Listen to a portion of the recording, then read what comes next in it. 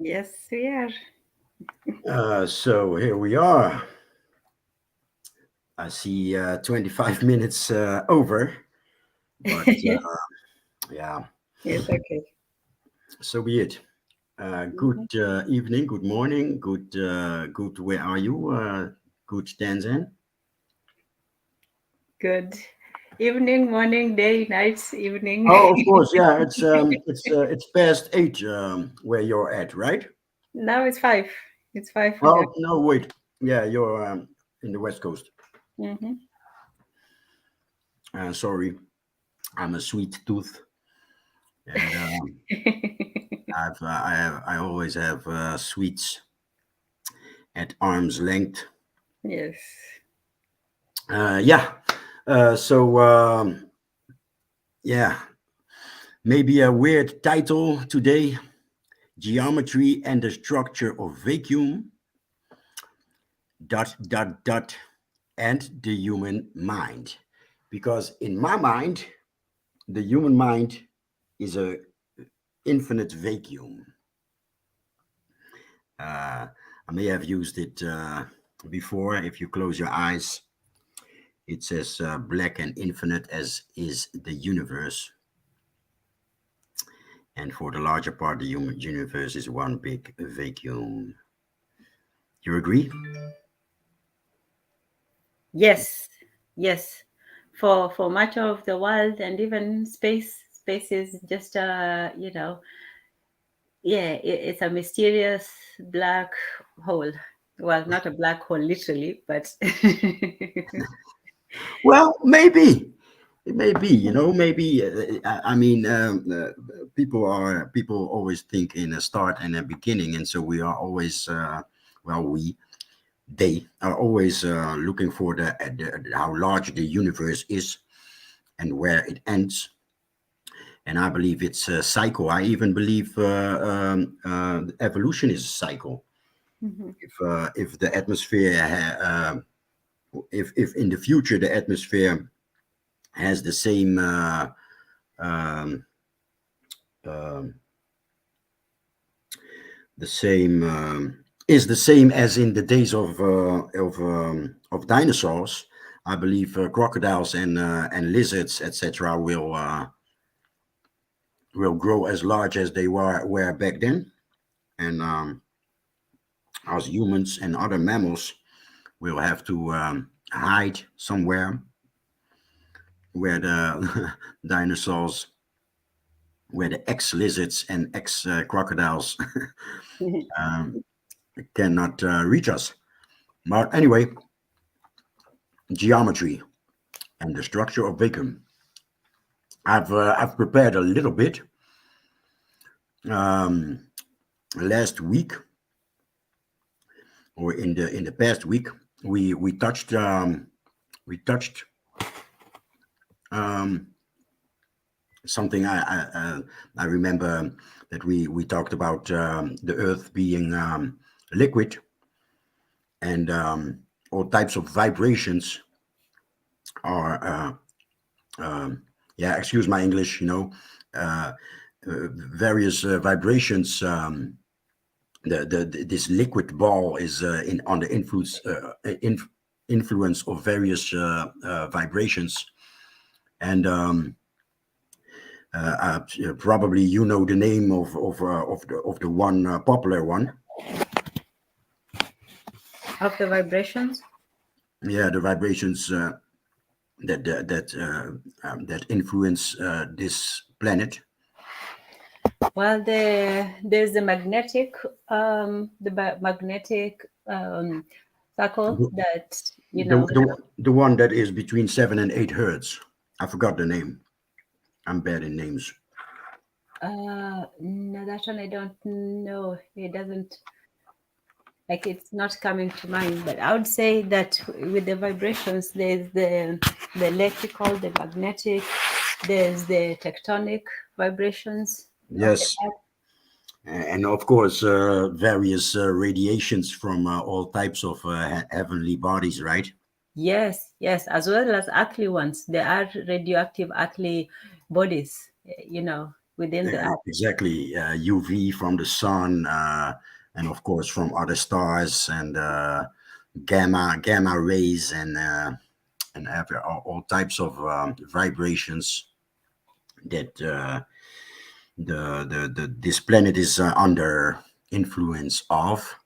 Is that English?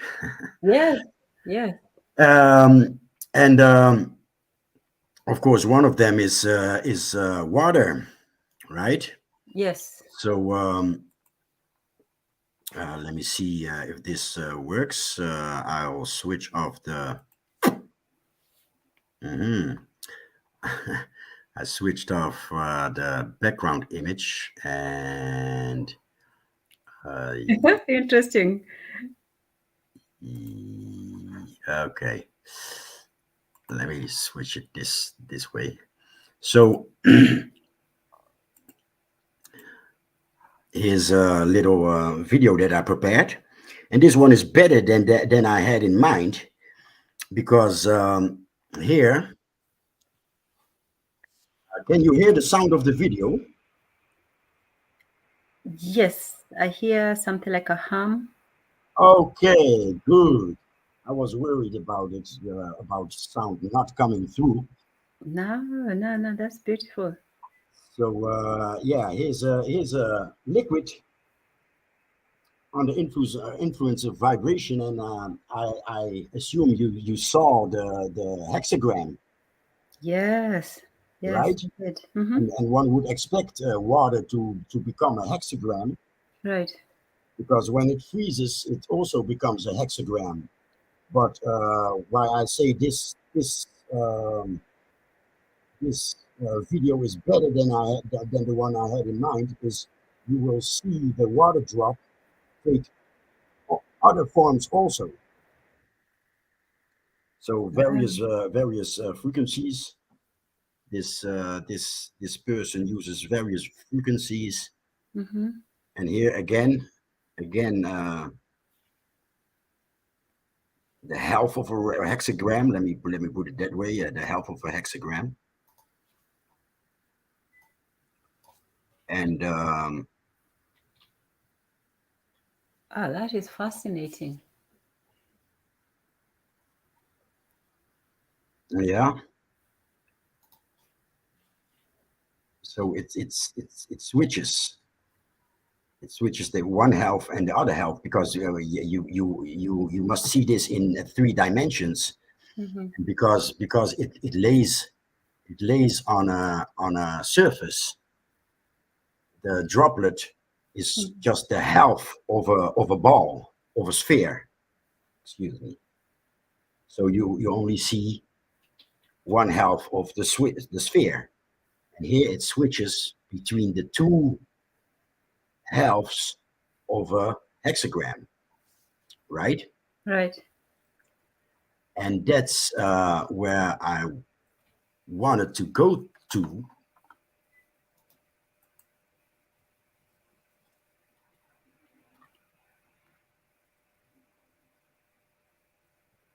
Here's another one. I think I don't need to play this one.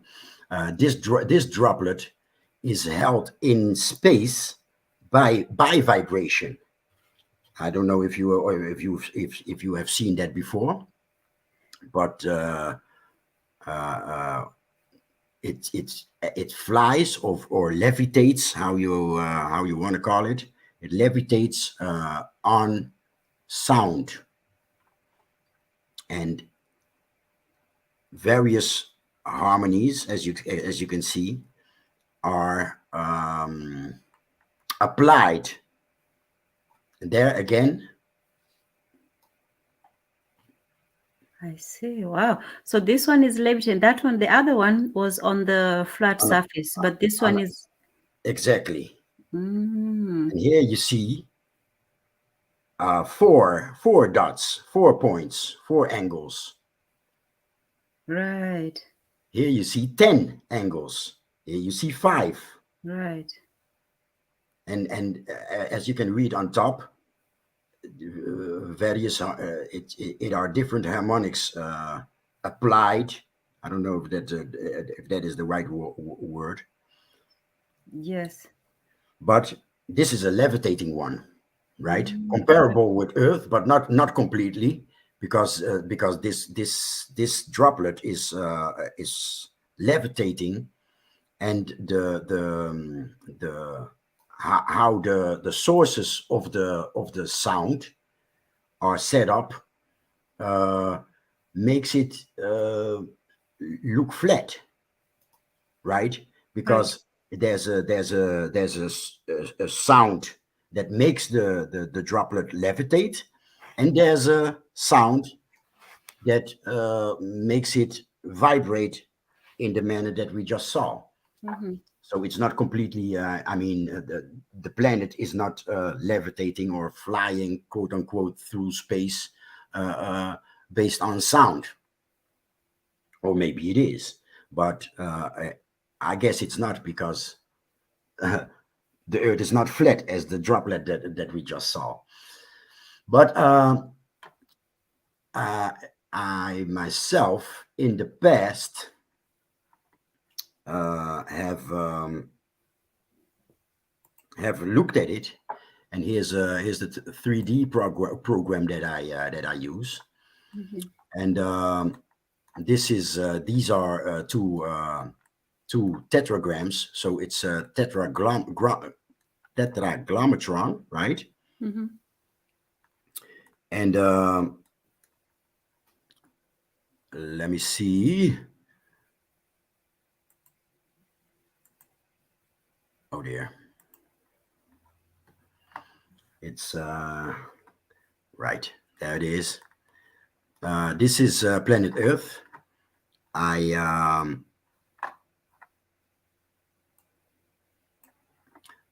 can make it see through, but well, this is planet Earth. We have the North Pole, the South Pole, and I can you see it? Yes. Yes, I can see it. Okay, I can make it bigger. No, I can see it. But okay, yeah. Oops. Whoa. Yeah, we were inside of planet Earth for a moment. And well, the planet is liquid, right? And with a skin. Mm-hmm. I forgot the word. Crust, Yes. with a thin crust, and the crust is thin enough to to take the planet as being liquid. And of course, on this planet, the same physics, is that it? The same physics apply. Yes. So the planet, because it turns around its axis, right? Mm-hmm. Like this, the sun Yes. comes up in the east, because this is the direction that the world turns into. And what I mentioned past week, I don't know if it was in the chat or in yeah, last Friday, in the previous episode of Black Pentagrammers. Mm-hmm. There is the same as what we just saw on the water droplet is happening on planet Earth. So some obvious, and I must say, as you see in the lower left angle, you can see the image that I used to map around the sphere, Mm-hmm. and it's not completely accurate. English, huh? English, huh? So, so this is what you see now, right now, the grid. This Mm-hmm. is the sphere. Yes. This is how this image is mapped around the sphere, and I cannot have it completely accurate, but I will try to excuse me. I will try I hope that it will be clear what I'll try to say. There's you know, there's volcanic action along the plates, the tectonic Mhm. plates, Mhm. right? Yes. I just watched a video about Mhm. earthquakes, Mhm. the one in Turkey, and there's a small plate here, another small one here, and the Arabic one is also a plate, Yes. right?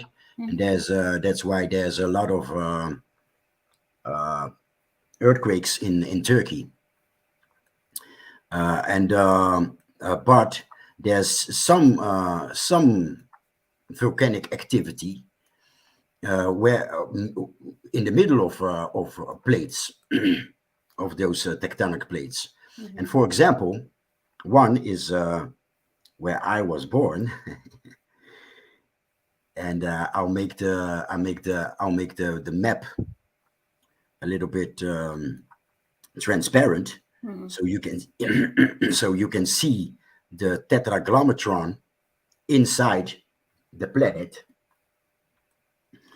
and it gives away that you know that, as I said, you know, it can be it isn't it isn't accurate how I mapped the map of the world on the sphere, Mhm. but you can see the Cape Verde Islands is on Is that a that spot. red dot? Yeah, those little dots here, Uh-huh. Okay. Okay. So those little that's dots. yes, Yeah, I see it. those little dots here Mhm. are oh, are the Cape Verde Islands. Okay. Okay. I see it. Yeah, Yep. and as you see, the 1 point, tetragrammetron is made out of two tetragrams, Mhm. and the tetragrams that points to the South Pole, one of those points is on the Cape Verde Islands, Okay. right? Right. If I turn around, another one of those points, it's not quite accurate, but another one of those points is Hawaii, Hawaii. Oh, okay. Okay. Mhm. right? Mhm. And another one of those points, again, it's not quite accurate, but another one of those points, and this one, so in on all of those points, there are expressions of energy, and volcanism, of course, is a clear and present kinetic expression of energy. You agree, right? Yes. So this point here is is a is a very interesting one, because at this point, this point is where this temple complex in Cambodia. You Cambodia. Where is that in Indonesia? no, Indonesia is here. Oh, uh, okay. Cambodia. It's not pointing at Cambodia. I believe it's Oh, okay. Okay. Okay. Yes. Yes. this is In Cambodia. Myanmar, and Yes. Cambodia is somewhere here. Okay.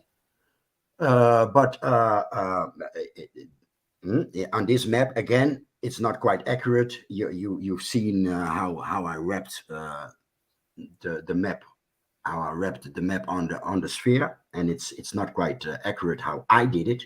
But in reality, this point is actually at where this huge temple complex is in Cambodia, with the big pool. Angkor Wat.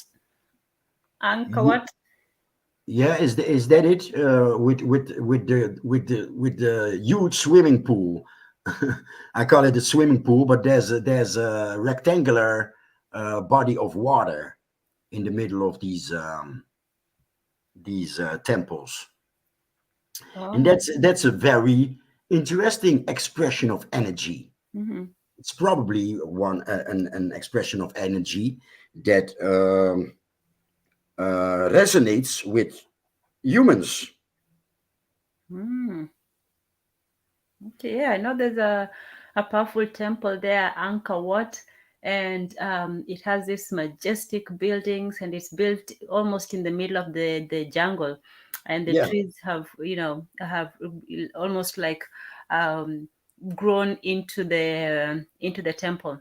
It's a Yes. an interesting And setting. there's one big body of water, Mm-hmm. and it's a rectangle, right? Mm-hmm. Right.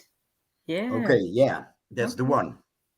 Nice. On the other side, so the tetragram with 1 point at the North Pole Mm-hmm. also has 3 points, Mm-hmm. of course, and one of these points, this one I don't know what it does. This one is again misses the point. But the point here is that the large stone that is sacred to the originals, Mm-hmm. they call them the aboriginals, but the originals over there, there's this big stone in the middle of the desert. It's flat for miles and miles. It's flat, but in this flatness there is um, this big one big piece of stone, one solid large stone, and that's the kinetic expression there. Mm-hmm. I don't know what's happening here at this point, but here is another interesting point. Around here is Mozambique, Okay. and around in nearby this point, there was an issue with the Dutch king. He he had yeah, it's more than a villa. It were several buildings, but he took it as private property, and Mm-hmm. it was again it was a sacred area for the locals, and there was a big fuss about it, and I believe the king, the Dutch king, now he's king. Back then he was the prince, he, and his mother Beatrix was the queen. Um, and I believe he let it go. He retracted, and he left the place alone. But he did build a few buildings there, and it was yeah, a sacred place in the dunes of the coast of Mozambique, around this place. So maybe that's again an expression that resonates with humans. But later in the in the next episode, because this is part one, in the next episode, I will touch um, um, something similar that I believe is happening around this place or in the wide area, and something that has to do with language. So it's in here in Hawaii. The volcano is 24/7, 365 active, and here the volcano travels. It started here, and it went along this path. Is there volcanic activities in Cape Verde? Yes, yes. The dot that I'm pointing at now, I don't know if you can see it. the dot, the dot I'm pointing at now is the Yes. volcano. So Oh. this volcano Mhm. traveled. You can see the path, Yes. and the volcano right now is here. And this probably took millions of years, of course. But he's here, and every now and then, um, in 2005 there was one, and about 4 or 5 years ago, there was another one. So it's yeah, every 5 to 15 years there is activity. Is it But only in the one island, or does it affect all the others? it's only on the one island. It's a very large one. It's almost 2 kilometers above sea level. So it's Wow. not a small volcano, but the the volcanic activity is clear and present on the other islands. I was born on this big one, the second largest, Santo Antão, and it's yeah, it's beautiful. It's beautiful volcanism. You can see many small craters. You can see small craters, and a couple of 100 yards further, where you can see where the lava was spit. You can it's a special. It's beautiful to see. You can actually see. You see one small volcano, and it's pointing. It's in an angle, and it's pointing in a direction. And then a few 100 yards further, you can see where the lava landed. Oh, wow. Various colors, various stone colors, green. You can see cracks in the mountains that were filled up with other stones, with other lava. And there was a point.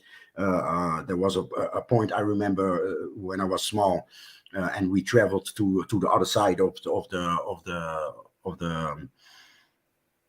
the island, where my father comes from, and we had a sanitary stop, and there were three cracks in a span of 50 meters. There were three cracks in the mountain, and those cracks were filled up with different types of lava, and one was green, and it were like knives. It were like knives stacked onto each other, right? And the other one was, and you could take out the pieces of stone, and it were like knives, and And it was. people actually live there? You all just go to visit? I go to visit. Okay. Yeah, I lived there for just over 2 years. I came to the Netherlands when I was almost 3. So I was there to visit, and we were visiting the other side of the island where my father comes from. And well, I digress. But in the next episode, I will. Because the next episode is about the human mind, is more focused on the human mind. Right now I want to touch the geometry in the vacuum, the structure of the vacuum. And so this liquid sphere yeah, floats in the vacuum. And yeah, there is this basic. This is quite basic, because it only speaks about a few points where there's something special going on, right? Right. So in the I hope I've shown that um, uh, uh, uh, liquid spheres in the vacuum, they bring to the surface the structure of the vacuum. Let me go back to the 3D program, because there's a lot more going on. So the structure of vacuum how I interpret it is that you can map vacuum with these geometric with these geometric figures. Is that how you call it? Yeah. Yes. Okay. So let me switch off Earth again, and so this is actually what is behind it, or what comes to this is the geometric figure that Mm-hmm. comes to the surface Mm-hmm. when liquid sphere is under influence of vibrations, and because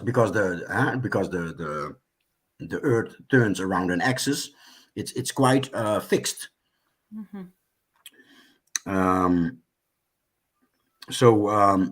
what is a tetragrammatron, right? Mm-hmm. It's a geometrical form that defines itself. All the angles are 60 degrees, and that makes it depend on itself. It leans Mm-hmm. on itself. No matter what size it is, it's not even important. Mm-hmm. A tetragram is a thing in vacuum, Yes. and So is it like two 3D triangles intersecting itself? yes, it's two tetragrams. A tetragrammatron. This is a tetragrammatron, and I made the two tetragrams different colors. Yes, I So see. you have a green one and a red Mm-hmm. one, and Mm-hmm. in my example with the Earth, the green one points to the North Pole, Yeah. and the red one points to the South Pole. Okay. Yeah. Yeah, I get it now. I see. So, that's the axis on which it turns. Mm-hmm. I believe, yeah, I have it animated. Oh dear, that's a comet. That's a comet. Uh, um, Okay, but I understand it. So if you imagine yeah, it in your head, I recycled. Yeah, I recycled an old animation that I made in somewhere back in 2005. yes. But anyway, this is how it turns around its axis, right? And but let me switch off Earth again, and let me switch on Cube, because the funny thing is, all the points, all the points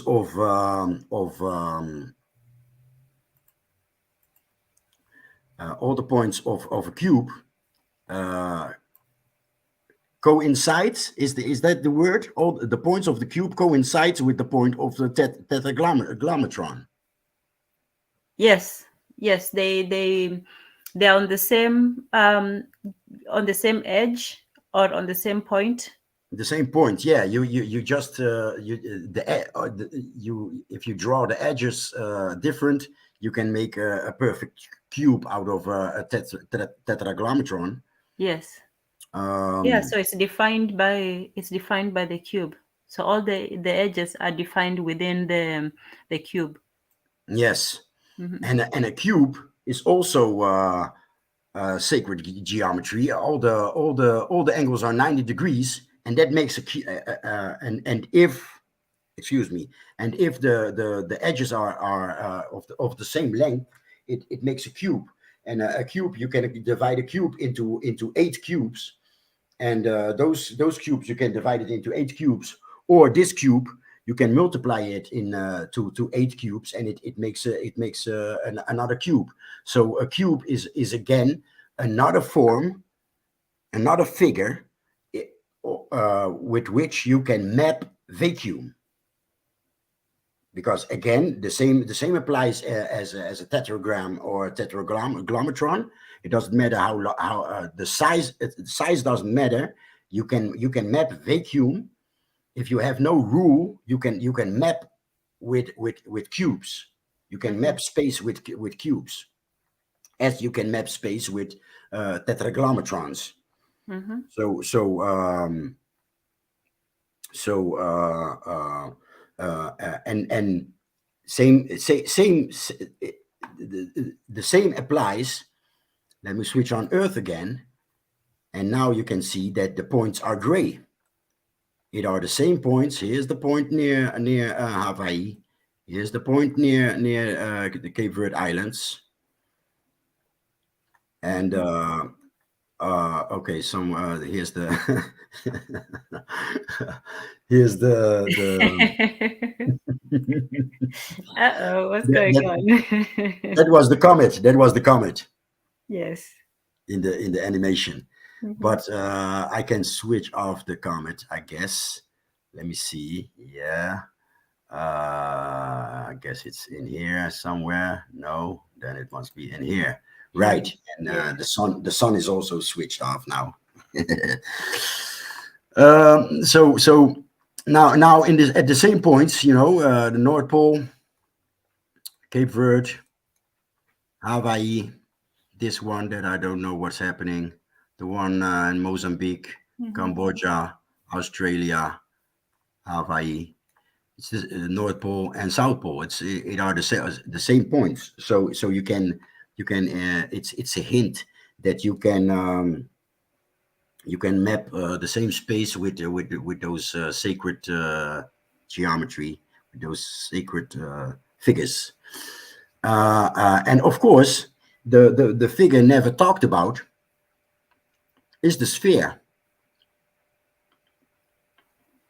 because this is a liquid sphere, but sound, a vibration, travels through space, not space because it's vacuum, so air pressure is not present, but sound or any other um, um, um, ray like UV or gamma or light travels in a sphere. You agree? The sun, the light that comes off the sun goes in every direction. Yes.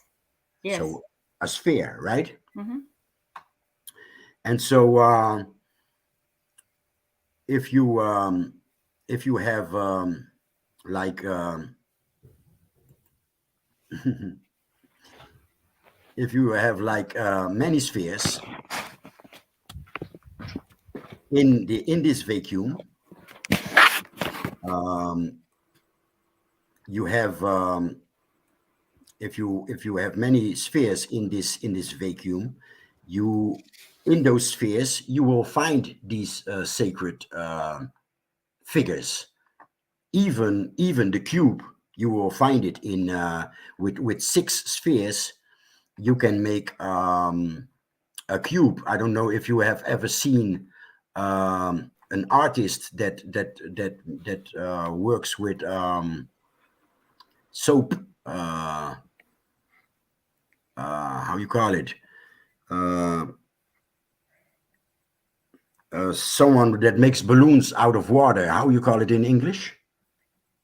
That would be water balloons. But Yeah, where I remember seeing this, especially, is in chemistry class when they show you the bonds between between the particles, the subatomic particles, and then they have like covalent bond, ionic bonds, and so on. So they usually put in this spherical shapes, and they look something like that.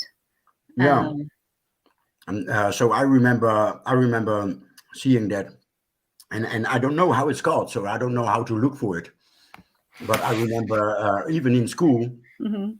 that someone came to school and to demonstrate it, and he made these spheres, and out of six spheres, in the middle was a cube, and he proved it by blowing smoke into it with a straw. Oh. Yeah, but if you put the different cubes together, yeah, that will be the shape that will arise. Yeah. Right. Hmm. Yeah, I cannot demonstrate it, and I wouldn't know how to look for it.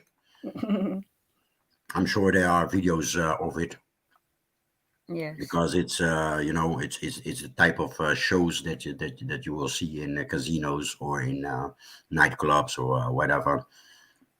They invite an artist, like the art, like artists that make that make animals out of balloons. You have these type of shows also, and but I don't know how it's called.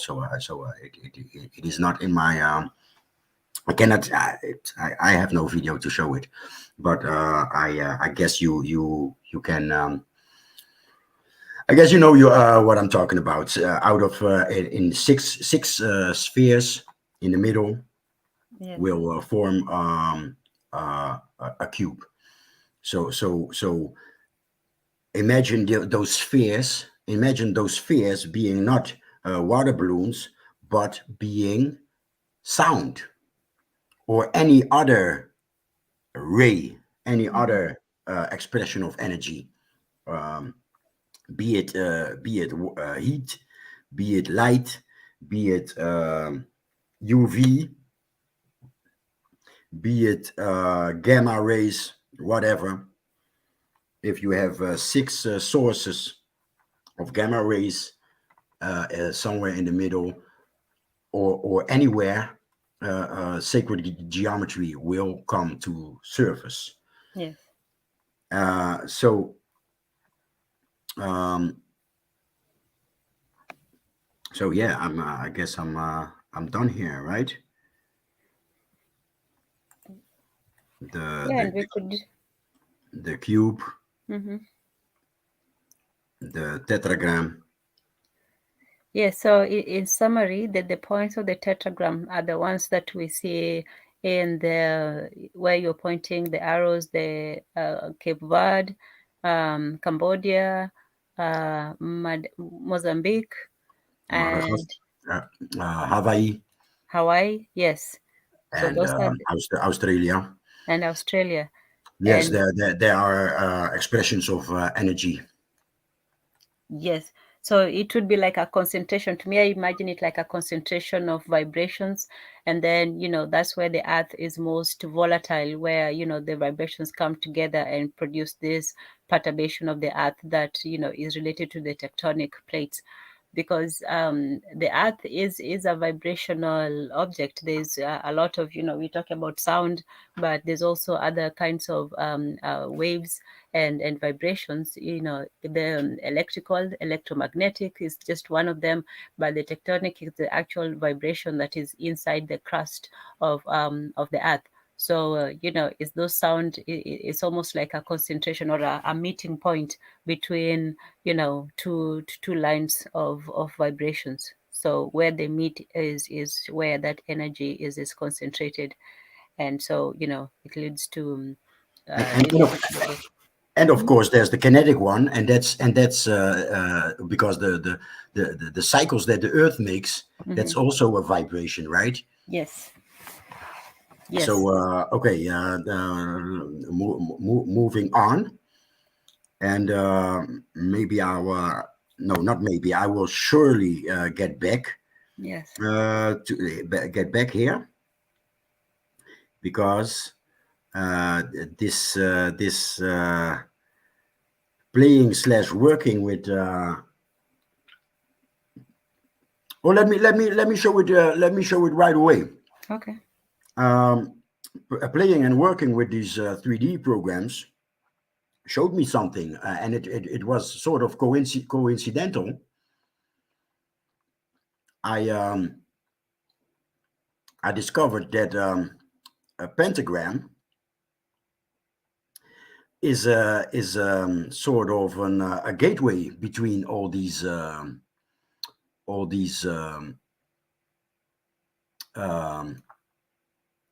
geometrical figures, these geometrical figures with which you can map vacuum. So somehow a pentagram is a portal from one form, from one way of mapping space to another. For example, between a tetragrammatron and cubes. So these programs, they start with cubes. Almost all of these 3D programs, the default when you start a new file, they start with a cube. And I believe even Egyptians have something with a cube. I don't really understand what, but in various documentaries that I've seen, there was something that relates to creation, or the start, or the base, or the pivot of the universe, and they expressed it with a cube. I don't know. Maybe you can add something to it. I don't know. It's not completely my hobby. Yeah, no, I'm not an expert either. But the one thing I know about the pyramids in Egypt, for example, they had a cube base. It was a cubical pyramid. So the base was cubical, and then the tops were made from the 4 lines of where they met, like in the middle. So Okay, cool. Yeah. Cool. So here again, the cube, right? Mm-hmm. And if I drew these lines or these surfaces, I gave these surfaces a color, and because I was playing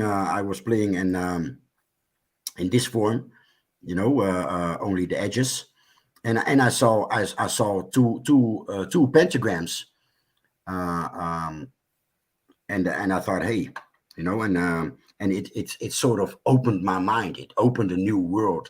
I had an aha moment, and realizing that the pentagram is or call it fantasy, or realizing that the pentagram is a sort of a gateway between the various forms of mapping space, and so here again, one moment, here again, the two pentagrams, the red one and the green one. So, okay, keep that in mind. Mm-hmm. I'll minimize this program now, and let's go to the browser. So here, this dude, James Furia, he was a keyboard player in bands like George Clinton's Parliament, and I believe he took too much acid, and he was gone for a while in mental institutions, etc. And when he recovered, he came back enlightened, so to speak. So he discovered something on the keyboard of the piano, or in other words, in music. And what he discovered was geometry. And I'll play. I have various points that I want to touch, and I'll play this one. And tell me if you can hear the sound. Okay.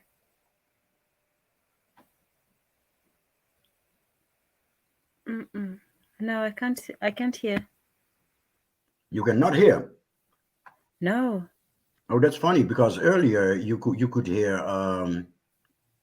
at the beginning of the stream, you could hear. I could hear the sound, the one we did with the droplet, with the water. Yeah. And I could hear the sound of that one, but I couldn't hear the music earlier that was playing. But let me see again. Let me turn it all the way. Okay, that was before streaming, that you couldn't hear the music that I was playing. Yeah. And I thought you could hear because we started streaming. But okay, let me play again.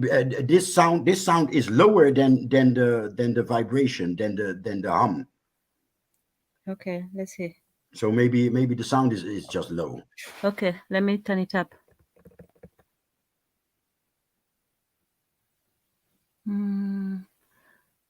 No, no, I really can't hear it. Mm. Hmm.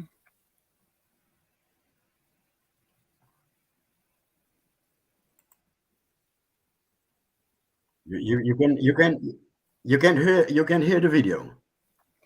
No, I can't hear it at all unless it's very, very faint, which I have my volume all the way up. Oh, that's bad, and that's special, because why can you hear, the hum, and you can and now you cannot hear. Right. That's a problem. That's problematic. Um. Oh. Yeah. That's a problem. Yeah, I was trying to see if I can. No, I can't hear it. That's not good. How can I? Yeah. What can I do? I mean, it's the same browser. Right. And the other Uh. one I could hear it, the sound one, the water droplet one, that one I could hear. It was faint, but I could hear it. This one, it's I'm having a bit of problems. Oh, that's funny. Okay, well, maybe I can translate what he is, maybe I can talk. I can do a voiceover. Okay. And yeah, this is not it's not ideal, but let's have a try. So this is James Furia, and he discovered something. What he did was the clavier Mm-hmm. of the keyboard. He he he made it round, right? Mm-hmm. And actually it's a spiral, but it's a spiral from a certain angle. So if you watch a spiral from two eye angles, it's a circle. You understand it, right? If you watch a spiral from two angles, it's a circle. Yeah. Okay. Okay. Mm-hmm. Right. If you can imagine a spiral, right? Yes. And it has an axis. And if you watch from one side of the axis or the other side of the axis, it's a circle. Yes. Agree? Yeah. Great. Right. And that's what he did. So he made a circle out of the clavier, and it's a spiral, because the notes go from low to high, of course. But he made a circle of it, and then he drew the bass notes of of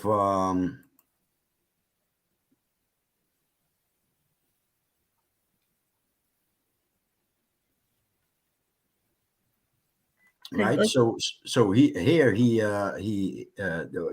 what you're looking at is a circle with the between the 2 points are 5 notes, Mm-hmm. right? Yes.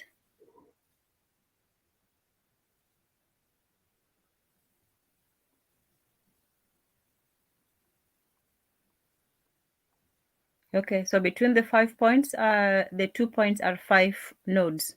Correct. Yes. Okay. He calls it the degrees. So Okay. the fifth degree of A is Yes. E, the fifth degree of E is B, C plus, G plus, A plus, F, C, G, and again here the fifth degree of D is A, and I believe those are seven octaves.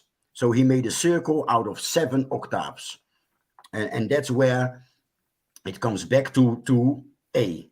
So the fifth degree of D is A again. So that defines his circle, and that makes 7 octaves.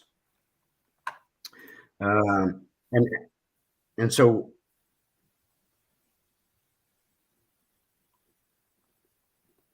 it's a circle of repeating notes. Yes.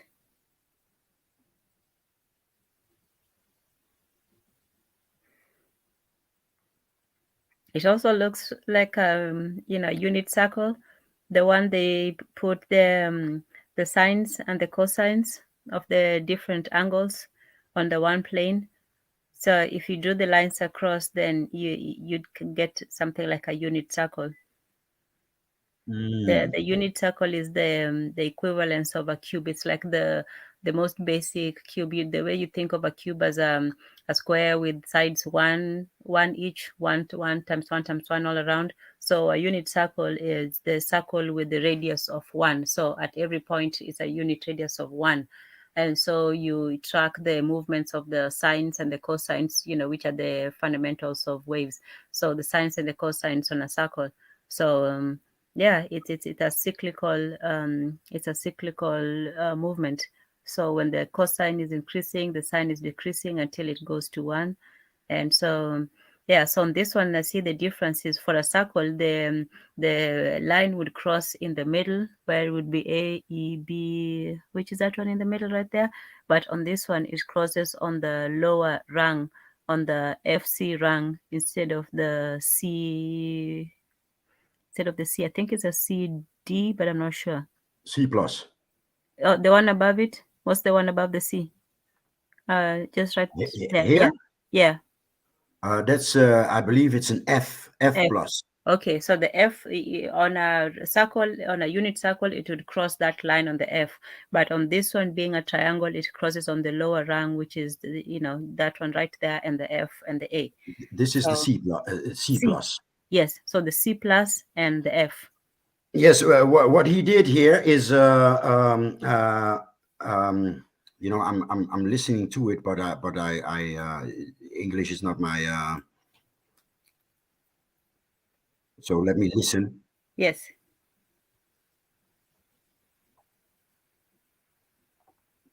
So these are the 7 octaves, right? Mm-hmm.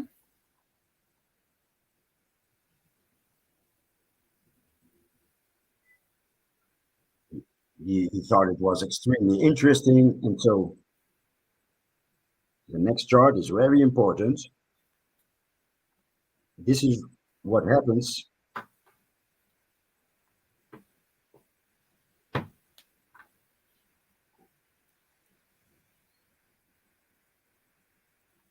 So thirds in how do you call it? How do you call it?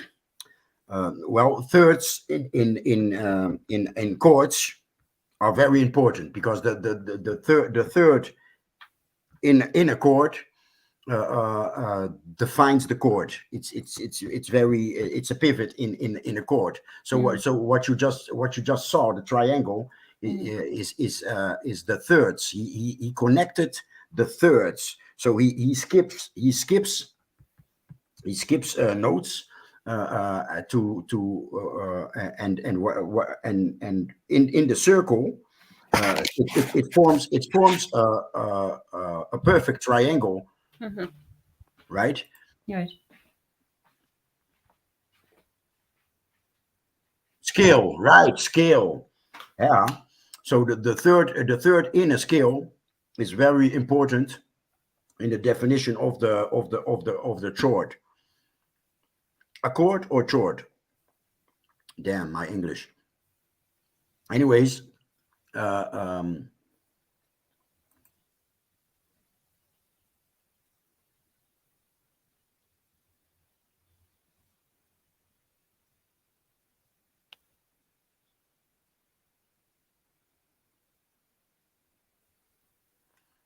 so it's a major third. So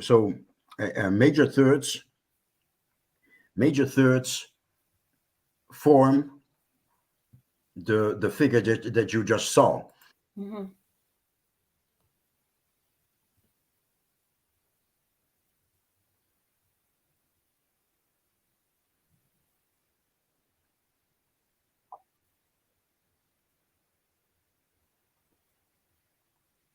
So the major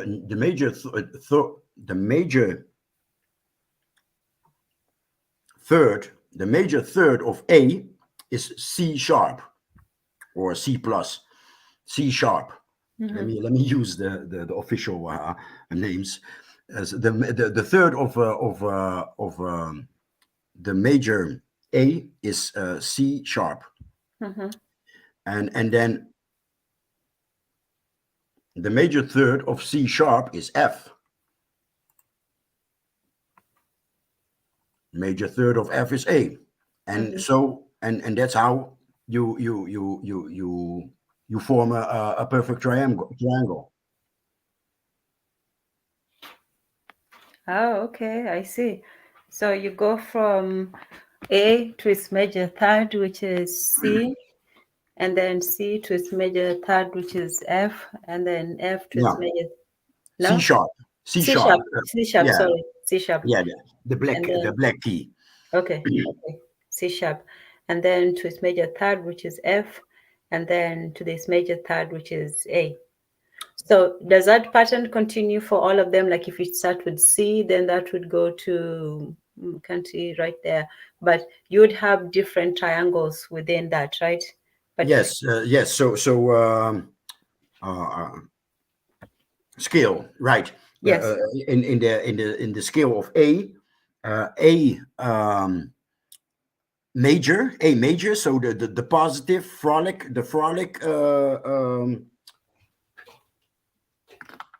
scale. Let me write it down. Scale. So in the frolic scale of A, the A major. Major, you this is the geometrical form that forms if you take every third, and don't forget these are seven octaves. This is a ring of 7 octaves, and he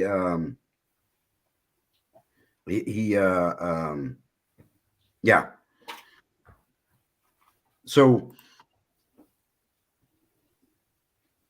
yeah, it's really fascinating. Yeah.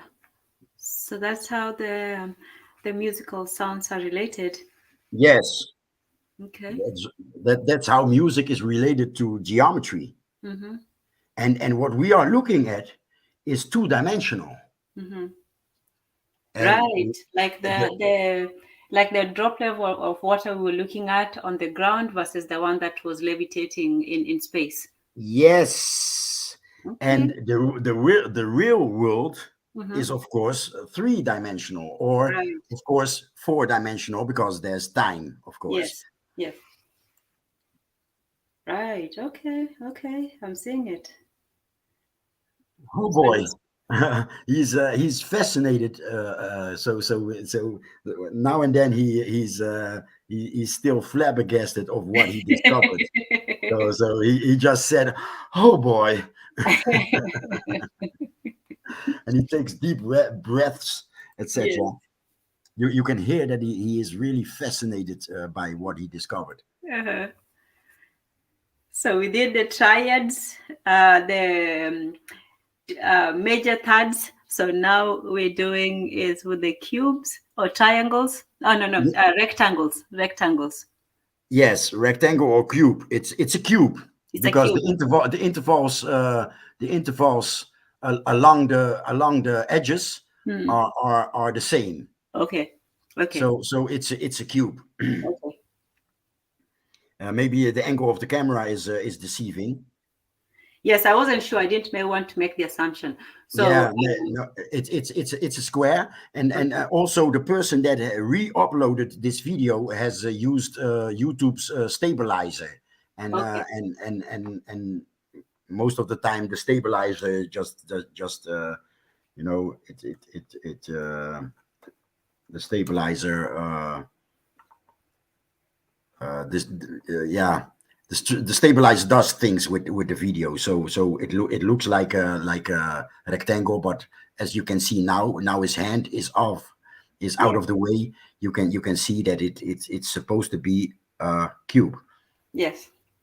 And I believe this is this is the minor scale, and this time he has he takes the E. Okay. Okay, so E to C. Okay, so the first one was A to C sharp to F, correct? Yes, Okay. and he goes back to say that you can take any, you can take anyone. Yes, you can start from any point Yeah. and do the thirds. Yes, Okay. if he would have taken the E here, Yes. it would still be a perfect triangle. So Mhm. that's why he goes back just to say that. Yes. You can go.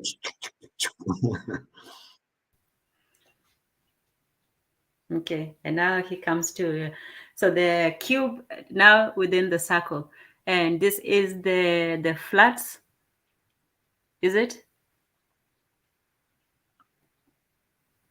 Now Yes, it's the minor. So the the minor minor, scale. sorry, minor key, yes. So Yes. from E to, what's Uh, the, yeah, go ahead. from E, the minor third of E is G, and the minor third of G is A sharp, and the minor third of A sharp is C sharp, and then to complete it, the minor third of C sharp is E, and Okay. voila, the square. So the majors go in a triangle and the minors in a cube. Exactly. Okay, okay. Wow, okay. I learned something very profound today. Interesting. Okay, now he plays, and now he plays in minor. Hmm. And it's beautiful. He sure knows how to play the keys. But yeah, I'm sorry you have to miss that. I I will. know. Of course, I will add. Of course, I will add the link in the description so you can hear it. It's yeah, it's weird. If there's anyone listening, I'm sorry. 10 or you, the listener, could hear the hum. Yeah, with the video of the droplet, and now you can hear nothing. If you can send it, later on, maybe on the private forum, I can still take a listen. But yes, I wish I could. Yeah. Is shall I put it in the public chat, the link? Yes, yes. If you can put it in the private chat, I'll try to open it on my end, even if we can't play it on, online. Okay, then I'll copy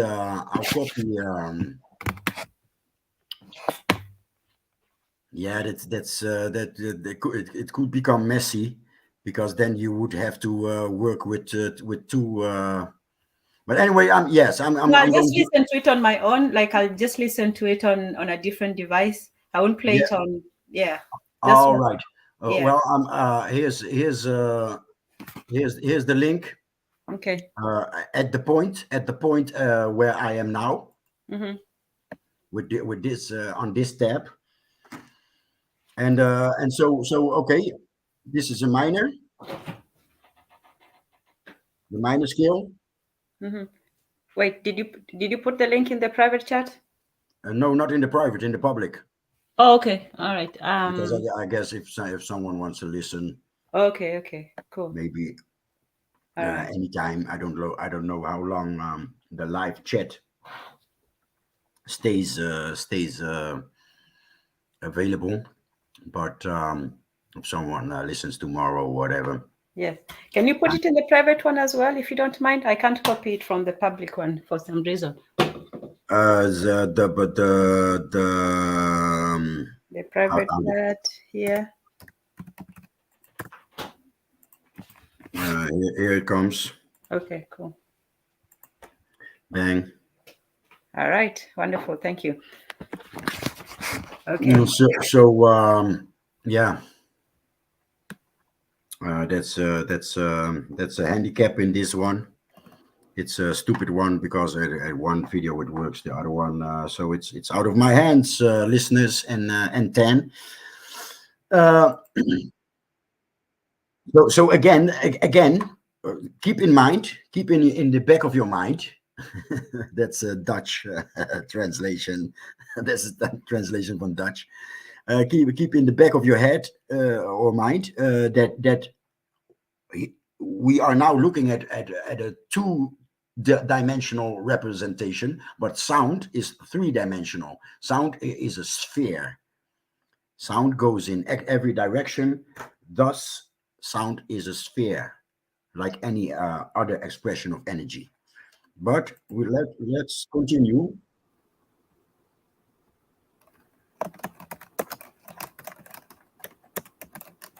Hello? Yes. Yes. Okay. So I got it. Thanks. I was trying to listen to a bit of it while you're speaking, but I had a little bit of the minor key. Yeah. The minor sound. Yes. Yeah. The link I sent was starts in the middle of him playing E minor scale. Yes. I got it. And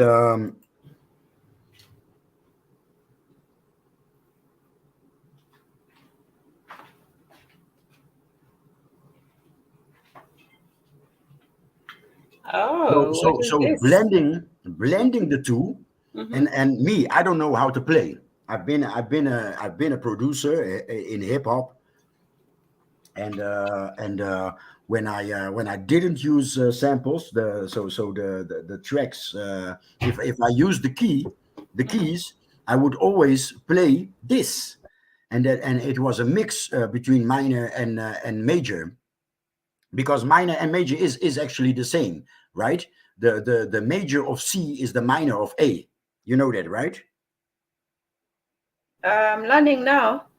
Let's Okay. see. Yeah, because we're on C sharp on the minor. Okay, so yes, the major of A is C sharp, correct? No. The same keys. Go ahead. The same keys of major Mm-hmm. A. Uh-huh. No, excuse me. The same keys of major C Mm-hmm.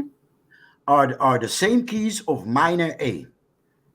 Oh, okay. So the first one that we started with the majors of A, which are the triangle, right? So A, C, F. And then when we did the majors, well, that was the E. So tell me the second part again. No, it's something else than the geometry. Just Okay. music theory. Mm-hmm. Music is the major C are the same keys on the piano. Mm-hmm. The same keys of major C Uh-huh. is minor A. Minor A, major C. Okay. Okay. It are the same keys, but it's a case of the third key in the scale defines how you listen. It defines how it arrives in your ear, so to speak. Mm-hmm. So, but it are the same keys. But if you press A and the third in the minor A, that's a minor chord. If you press C and the third in the major C, it's a major chord. Short chord. Okay. That's music theory. Yes. And, and Yes. and what he is showing is he discovered geometry in music, in music Ah, theory, yes. because you are still looking at 7 octaves in the circle with every dot on the circle Yes, is I see. Yes, is 7 a points. is a Yes. fifth One, is a two, three, 4, 5, 6, 7. Yes. no these are 6 points. Let me go back. Oh, okay. I counted twice. 1, 2, 3, 4, 5, 6. Let me go back to here. It are 7 octaves. See?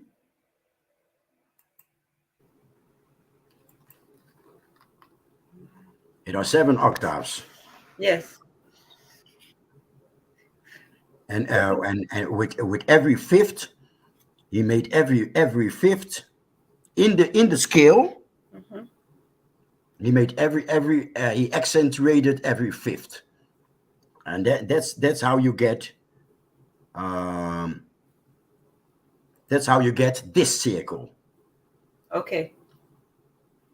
That's right? where the 5 points between each The fifth key in the scale. mm-hmm. Here you see only the fifth key in Yes. this in the scale of the 7 octaves, and and the geometrical forms that he discovered is by following the third in the scale. Yes, I got you.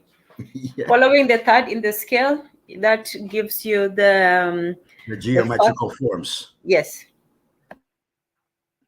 So this one this is where we left. This is where we left.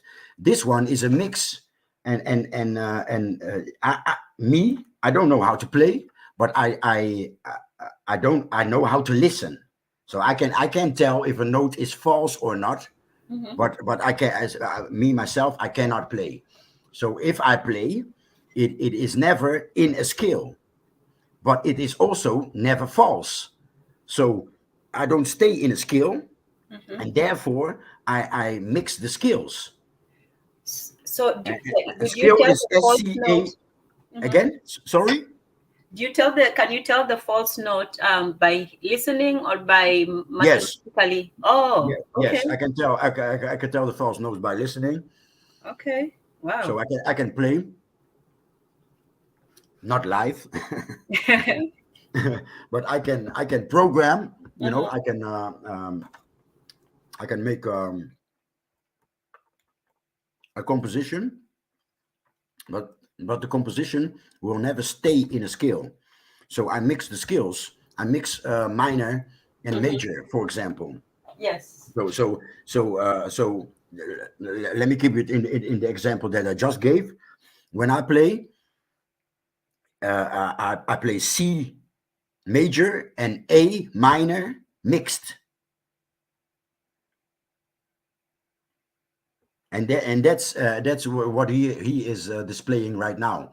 So this is what you get Okay. when you mix minor and major scales. Okay. You get this figure, and Okay. this Mhm. is this is the star of David, or Solomon's star, or Yeah. whatever names they have. So that's quite interesting, right? Yeah. um, now we are heading to where I want to go with this. Here's another skill he used.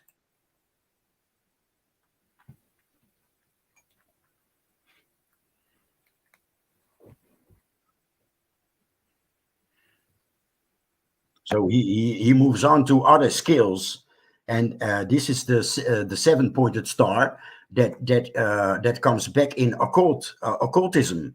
What's the name of this that dude? Do as thy wilt. What's his name? Alistair Crowley. Aleister Crowley uses this 7-pointed star, Oh, yes, I do remember that. Say, yeah, I remember. and look what you get. Wow. It's something occult, Mm-hmm. right? And Yeah. guess who uses this star also? Who? The ex-queen of the Netherlands, the mother of the current king. Oh, wow. Really? Yeah, she even legalized the Satanic Church here in the Netherlands.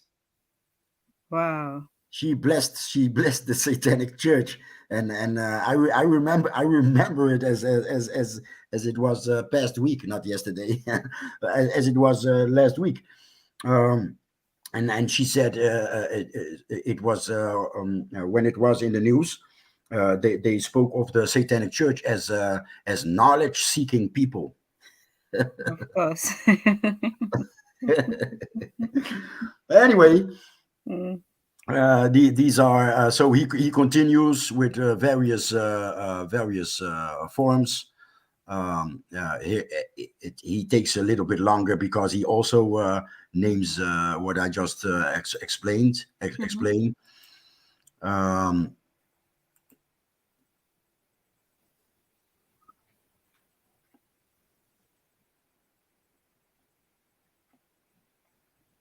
Okay, here he explains again minor, the how minor, how the minor scale and the major scale relate to each other. Let me So see if I can play it. Let me see if I play it, if you can hear it on your side. So let me see. Play. Major third, so I went A, and what's the major third of A is C sharp. Can you hear it? And the major third of C yes, sharp is F. Oh, okay. Major third of Then That's how come I funny. couldn't hear you on yours? Hold So on, I let me just pause connect it. lines here. Can you share your screen? Yes, let me see. Present.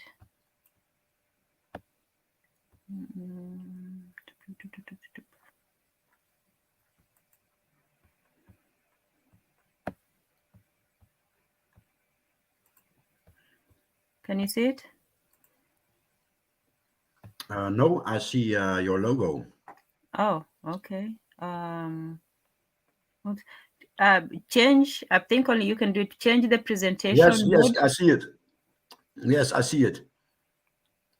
Okay. Add to stream. Okay. Yes, there you are. Okay. Cool. Let me do a full screen. And then... Just no, the other one. Oh, it's good. It's okay. Yes, cool. Oh, you can tell me what what timestamp to start from. Yes, indeed, I can, and that's 15 minutes and 44 seconds. Okay.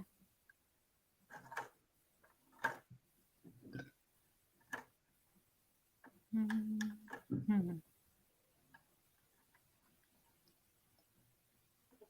15 minutes and 44 seconds. Okay. Yeah. Okay, let's see. Of any scale. So if you take G and you go down 1, 2, 3 half steps, and you use this root of E, still using the same key signature 1 sharp, you get E minor. Yeah. So being, if you were to draw so out G major and E minor are the same keys. I used A. I used C and A, and he uses G and E. G and E. But it's the same. Yes, it's just E minor is no, E major is G minor, or vice versa. It are the same keys, but it depends on where the bass note and the third in the scale. That defines what scale you are playing in. But the scale of E major is the same, are the same keys as G minor. Get it? yes. So it So the depends bass on key, where you start. again? Yeah, depending on where you start, you can still combine them into Yeah. you know. Yes. Okay. Yes, I got it. So the bass key of the E major scale is E, of course, and then you take the third note, and if you play them together, you have the E chord, the E major chord. Yes. It's the same as in G minor. You take the bass note G, and the third in minor together with the bass note is the chord G minor. This is the base of the chord G minor. That's what he just explained. Yes. Oh, Okay. I'm pressing play, but yeah, Let me know when. you can press play. Okay. We are now on 16:05. If you want me to jump back and forth, let me know. Yeah, just play. because next he will do the last example, and then we're done with this part. It's the same shape. So back to the chart here. In other words, any major or minor scale is a 7-pointed star.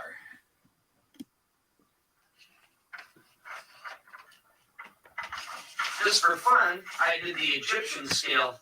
And I'm not This is sure a bonus. what the Yeah, and symbol is, as he although says, I've had just for fun. some Yeah, so he says every major and minor scale is 7-pointed star. Yes. Okay. Every major. And just for fun, so you can stop here. You don't need to play. This is the Egyptian scale, and Okay. it sounds sort of Arabic.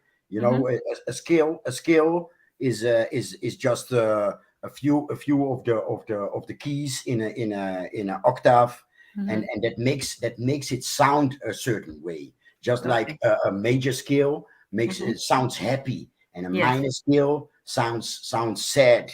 Yeah. And an Egyptian scale sounds Egyptian. and this is what the Egyptian scale does if he takes the third. So does that also apply to, say, Chinese music, Indian music, and all that? Do you know? I guess so, but they have more keys. Oh, okay. I won't even make it complicated. I'll just leave it. Excuse me. They have more notes, especially the Indian. But in the Middle East they have like 17 notes or something like that. Wow. And, I don't know if you know Ravi Shankar with these big guitars that they have in India. Yes, I had a little bit of it. Yeah. Yes, they also play the notes in between the piano keys. And they still find harmonics. Okay. Right. So what I'm doing is I'm going to the next. Okay, so I should do stop screen. You can stop the screen, or better yet, let me copy paste at the current time. Okay. And I'm going to share it with you in the private chat. Boom, and then you can play it from there, because he has some notes, and not notes like on the keyboard, but he has something to share with us. Okay, give me a few seconds. I just pasted the link with the timestamp in the private chat.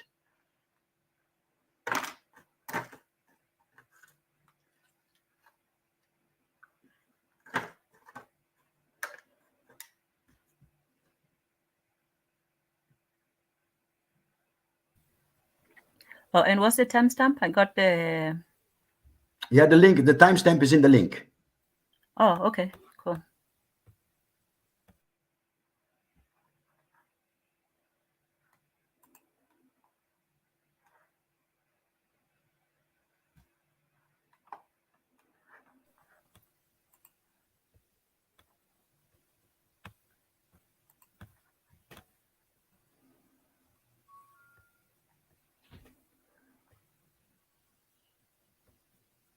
We showed before that the international standard of tuning is 440.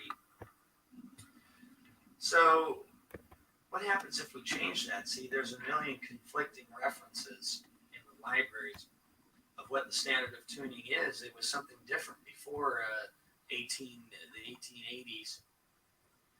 And if you use 432 instead of 440, instead of these fractional numbers, you get basically whole numbers and geometry numbers that are linked to the code, that are used in the code level, 108, 216, all sorts of things. So actually, we might be blinded a little bit by our international standard of tuning. What I did do with our international standard... Pause. Interesting. You can... So in the 1880s, this keynote A 440 hertz was made the standard. But as he said, if the A is played in at 432 hertz, these other notes, you know, so now there's a lot of numbers behind the comma, right? But if the key note A is played in at 432 hertz, it are whole numbers or closer to whole numbers. And as he said, we are nowadays with the 440 as key note as frequency of the note A, we are blinded. That's what he just said, right? So we are misguided, we are off tune. Humanity is being kept off tune with with 440 as the base frequency.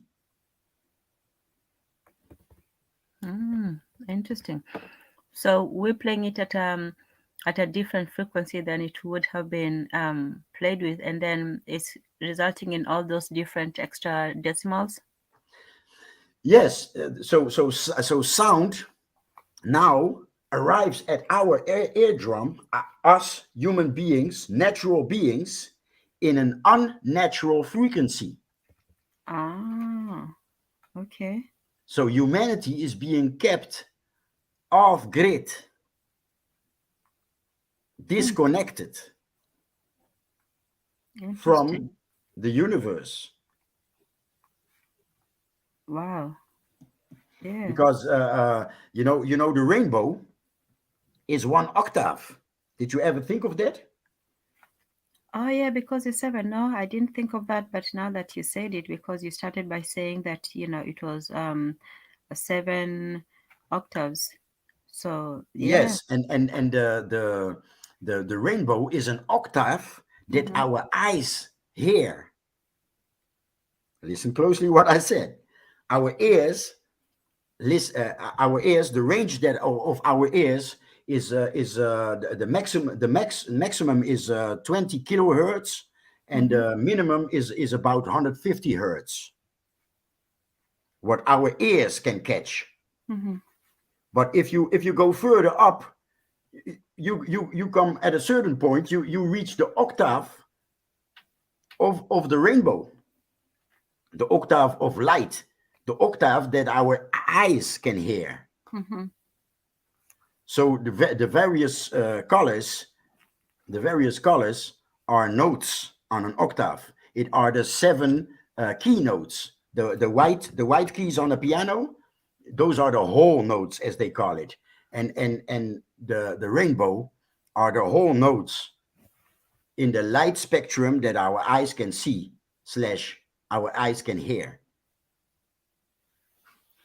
Wow. So that's another connection between, the eyes and the ears. It's The eyes and the ears, yeah. And what more connects the eyes and the ears? The brain. The mind. The mind. Yes, I was thinking in Right. materialistic terms. Yes. So these people, whoever they are, that made 440 the standard, are keeping us, humanity, disconnected from the universe.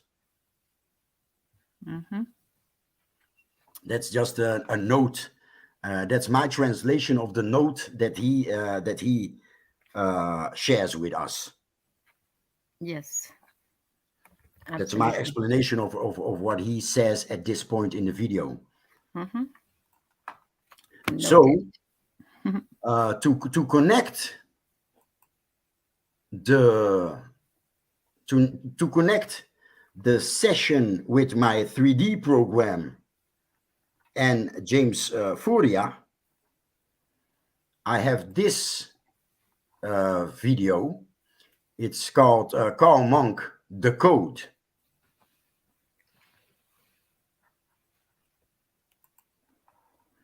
Is Let that a me different one, or is it this one we're doing yeah, right let now? me go back. Let me go back to that's this one. Okay. Can you see it? Yes, I see it. Yes. GV Karl Munck, the code. 35. It's a long video. It's kind of complicated, but on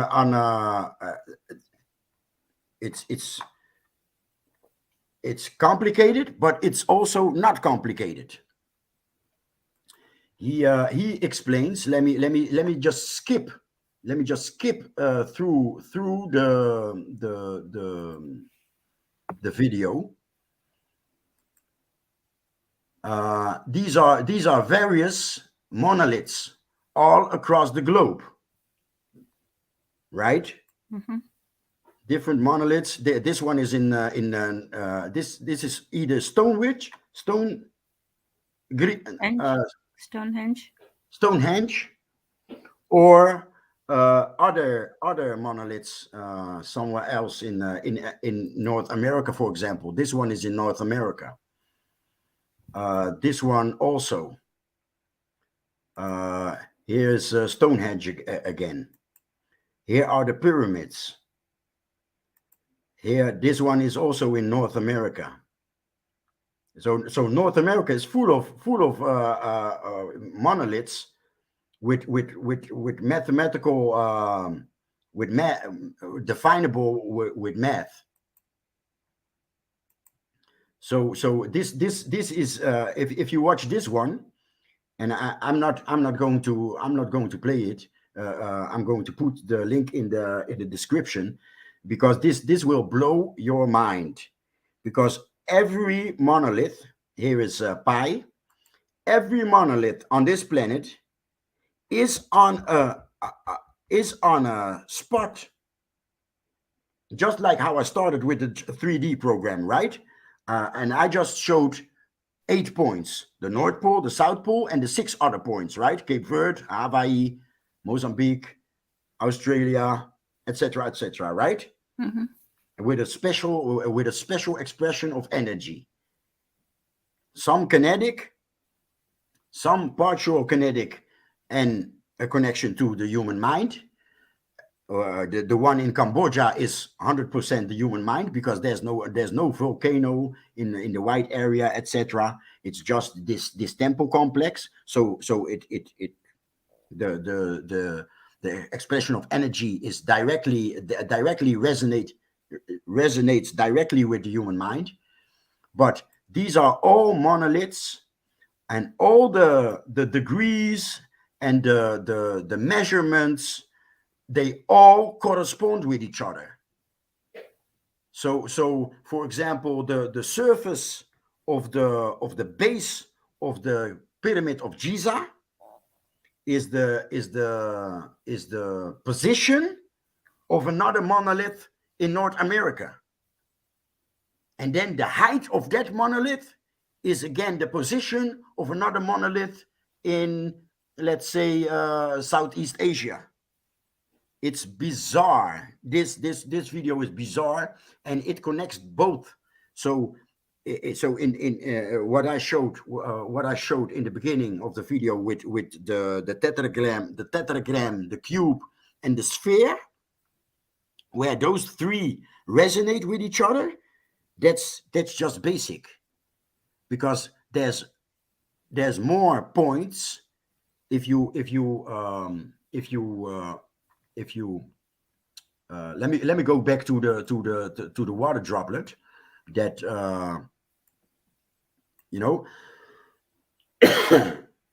in this video you saw that not only the hexagram, which is to expect from water, but depending on the harmonic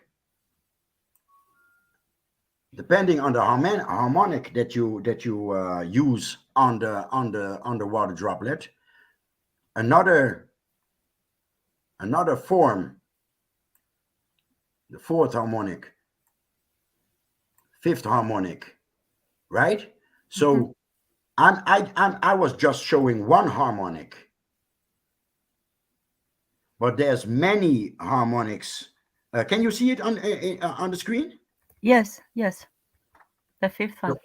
So there's a lot of harmonics working this planet, right?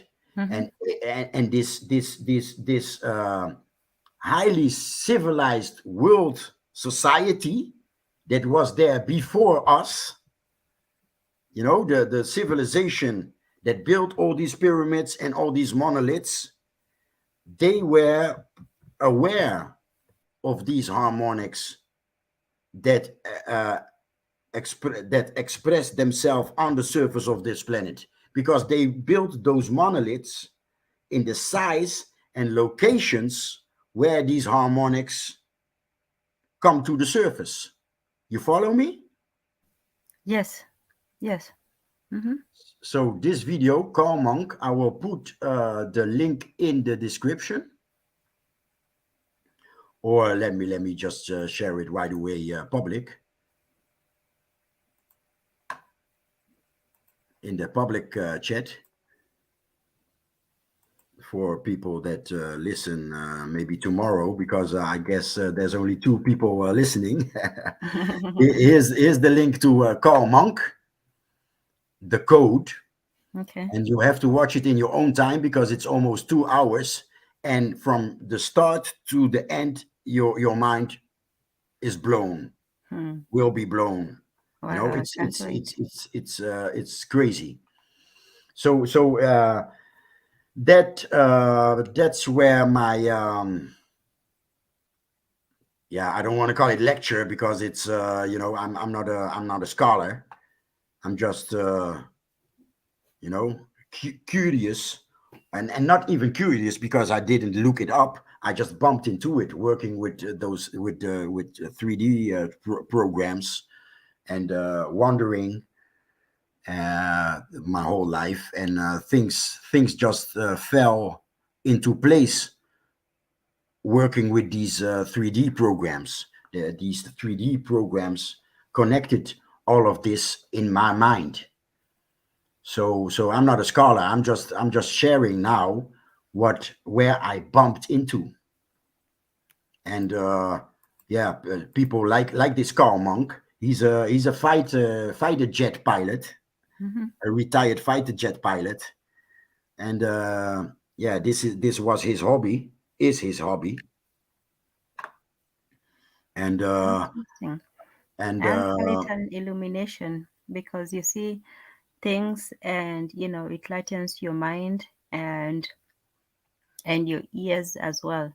So when you see something, sometimes you see something by reading, sometimes you see something by actually seeing how the different patterns feel together, and then it all comes together. Like you're talking about the different harmonics, you can mix the major and the minor scale, and you can have what was that, the seven pointed scale. yes, Yeah. yes, and again, in James Furia, his video, his lecture, it's all 2D, two-dimensional, Mm-hmm. but you have to take it as three-dimensional, spinning on an axis, right? Mm-hmm. And that's how these ancient civilizations, that correspondence with these ancient civilizations, and the points and sizes, scale. I use size not to confuse the word scale with the musical scale, but although it is connected, but in another way. But the scale of these monoliths and the locations on the surface of this planet, vibrations are the source. Vibrations on a liquid sphere that we nowadays call planet Earth have expressions on these places. And what explains why all these monoliths correspond with each other, like the surface of the base of Giza corresponds with Stonehenge. Mm-hmm.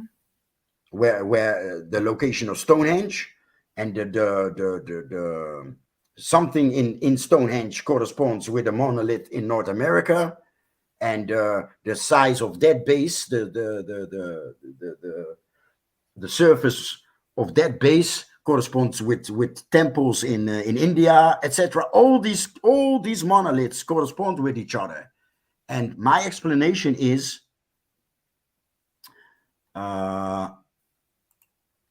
this. Hmm. The interaction between sound and water in a three-dimensional space. Yes, and those expression of various forms of energy, be it kinetic or whatever other expression of energy on those spots on the surface of the planet, have also shaped us.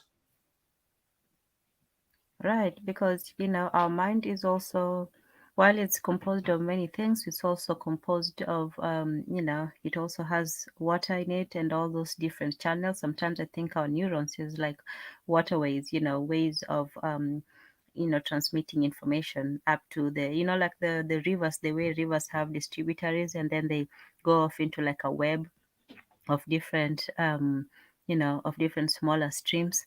So our brains are also like that. We have all these channels that go to all these different places and end in these tiny little neurons and at the tip.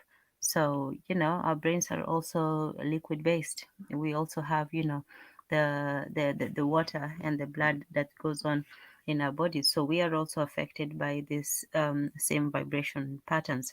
We may not know exactly how, but we're also a part of this, the earth and the vibration. Yes, So and it all looks hella chaotic, but this is proof that it's all organized.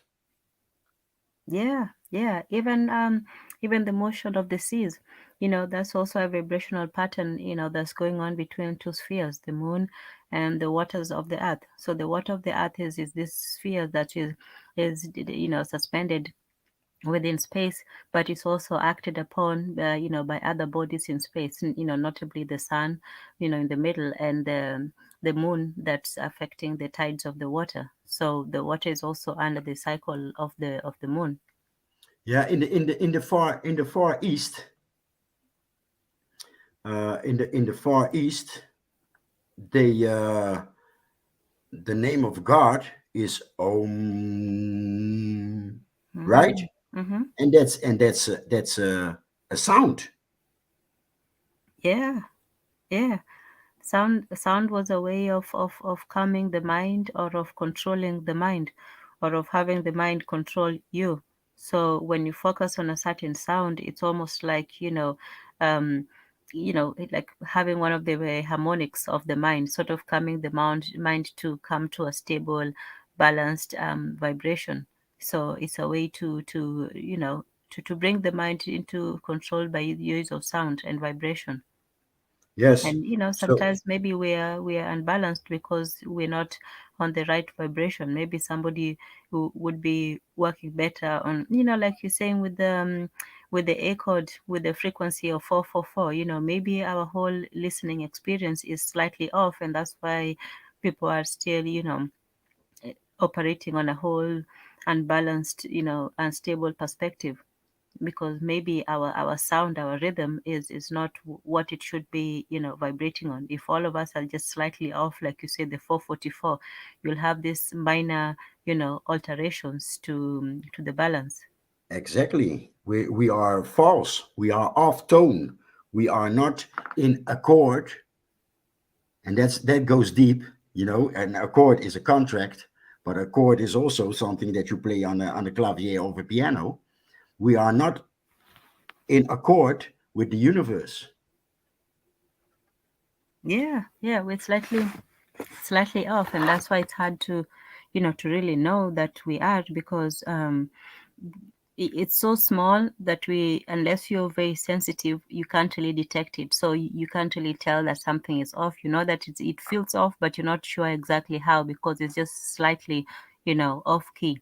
or off note. It's like a piano that is not well tuned, and to an expert they can hear it, but to somebody who is not, they know that something is wrong, but they can't really place their ears on it, you know. Yes, and you know, that's a vibration, right? And it Mm-hmm. is at a certain frequency. I can go one direction, and that's higher frequency, right? But I Right. can also go lower, and I can go way lower until I get to speech. And speech is also, I believe, that there's geometry, the type of geometry that we were just watching in James Furia, his video. Mm-hmm. There's a type of geometry in language. There is there you have you have synonyms, right? You Mm-hmm. have grammar that connects words, but you also have the sound of words that connect them with each other. And I don't want to say I have discovered, but I believe that if we listen to sound, then speech becomes more logic than what grammar and the dictionary does with words. I believe that in language, they have done the same as they did with music. So we are half tone by playing music based on the A on 440 hertz. And I believe that grammar rules and dictionaries do exactly the same with language. Hmm. So So, they keep language from being natural to becoming, and they keep it in an off balanced, off. yes, I Mm-hmm. believe, I Mm-hmm. believe, and I call those languages, they call it dialects Mm-hmm. or bastardized European, Mm-hmm. but I call those languages patois, Creole, be it Creole from Guinea-Bissau and Cape Verde or Creole from Haiti, patois, um, Papiamentu, Mm-hmm. uh, on the spoken on in the Caribbean, and that's they call it bastardized Spanish. My language, they call it bastardized Portuguese. Creole from Haiti, or Krenglish, as it's also called, they call it bastardized French, and of course, what I call the immaculate conception, and that's vernacular English or whatever, Ebonics. Mm-hmm. I call Ebonics the immaculate conception because it's it's one of our languages born without a father, Mm-hmm. right? Born amongst our brothers in North America. You know what I'm saying? Yes. Yes. And you know what I'm saying sounds like Yah knows what I'm saying. God knows Right. what I'm saying, right?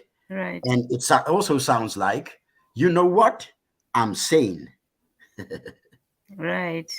Like, I'm not crazy. I'm saying, you know yeah. what I'm saying. Mm-hmm. So our languages is like the keyboard played based on 432 hertz, the frequency of the universe. That's our languages. Mm-hmm. And what they did with our languages, they turned it into Portuguese, they turned it into Spanish, they turned it into French, they turned it into English. And they keep it that way with rules. And they call those rules grammar. They call those rules the dictionary. Mm-hmm. Yeah, because even those rules, up to recently, language was simply an organic way of people communicating. So there were no rules to it. There were no grammar rules, and yet people were still able to communicate without rules. There's no rules that were written down for most of the languages that were spoken. Even the English language was only standardized. When was the first dictionary? Was it Webster or was it before that? But I think the first standardization of the languages started around maybe in the 17th or 18th centuries.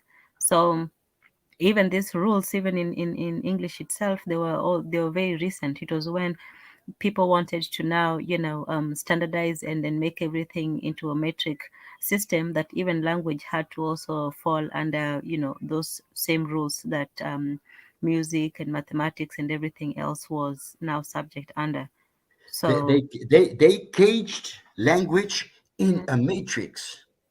mm, yeah, yeah, Everybody used to travel around the world. hmm, Don't tell me that Europeans started traveling around the world. right, It's not true, right? right, So somebody from the Maya or Inca civilization, most probably those before them, they travel to China. How do they communicate? The same way as African Americans communicate. You know what I'm saying? They check while speaking with each other. The world treasury is chosen. You know what I'm saying? hmm, And I have this example. There's two brothers. One went to school, right? And the hmm, other got educated by the streets. And so something happened, right? and hmm, and and the one something happened in the club or in the streets, and he reported to his brother that went to school. So he says, yesterday this okay, not n word, yesterday this brother stepped up to me and he started fronting. You know what I'm saying? hmm, So the listening brother, he translated, and he answers the question, you know what I'm saying, hmm, by using his word treasury. So he says, oh, somebody wanted to fight. He was looking for trouble, right? right, And then after that, you know what I'm saying, check, they continue with the word treasury of the moment. So they agree, they are in accord, of what word treasury to use in the rest of the conversation. And I believe that's how we used to communicate with each other. You know what I'm saying?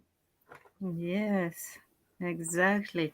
And you also want to have that kind of interaction with language where it's not just, one person talking. It was a back and forth. It was like that musical score where it's like a call and response, Yeah. like the music call and response where somebody sings and people, respond back. So that's also like a Yes. musical throwback to that, where you're speaking and you're responding to somebody. You know what I'm saying? And it's a question that, can also be like, you respond and That's then, the call. somebody That's the who's, call. yeah, Yes. You know what yeah, is the sentence that ends with "you know what I'm saying" is the call, and the mm-hmm. response is the verification. Yeah, it could be a head nod, it could be a yes, it could be a sound, but there was always this, that conversation is a two-way, even if I'm the one saying the story, I still have to know that you're with me in that story. Yeah. Yeah, I'm not just off on or off on a tangent. So it was this, yeah, it was an expressive thing. And for us, even in Kiswahili, when you're speaking, you say, you ask like a question, you say sort of, so we went to the school. So if somebody already says, what you're saying, so you say, so we went to the, and then the other person says the school, and then we met the teacher, and then we taught that, and then so it's the same thing with the call and response. So it's for you, for us, it's like an open-ended. You finish, you give somebody the opportunity to finish your sentence for you in a way.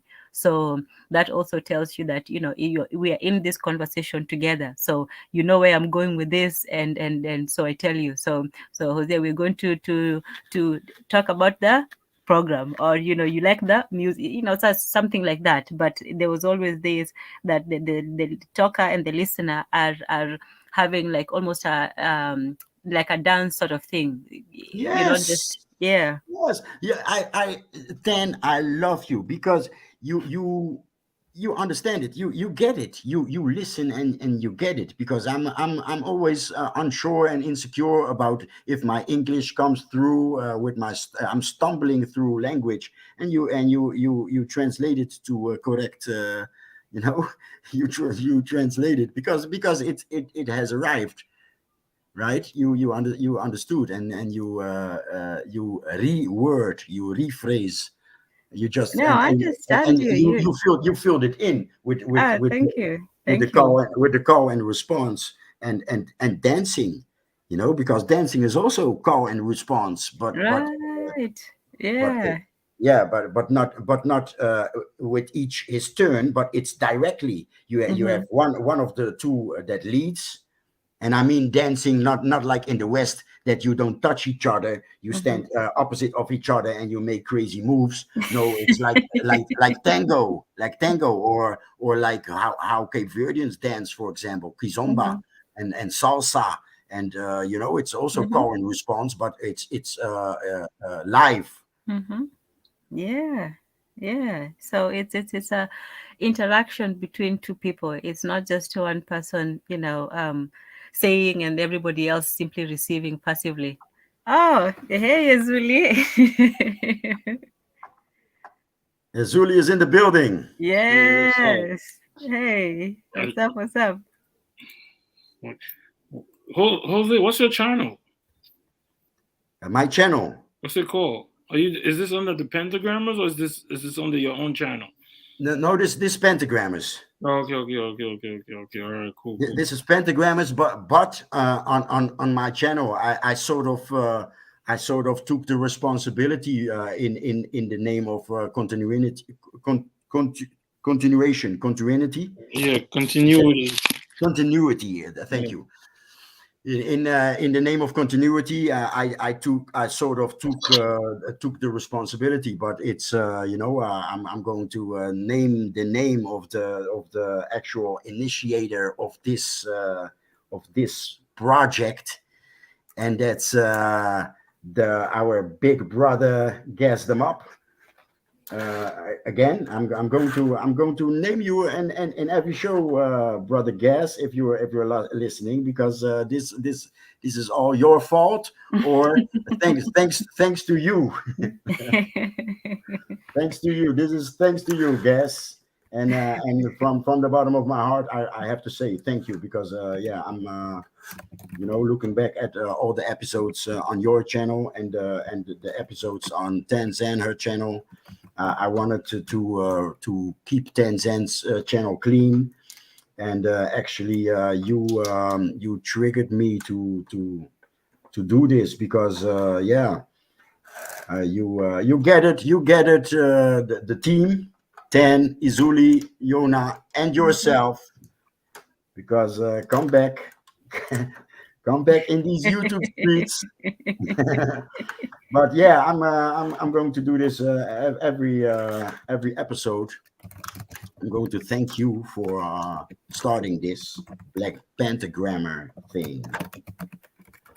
But yeah, that's the answer on your question, Izuli. No, I thought because I was trying to see how sometimes you go on YouTube to see where the live is, it didn't come up. So Okay, you're probably not subscribed to my channel.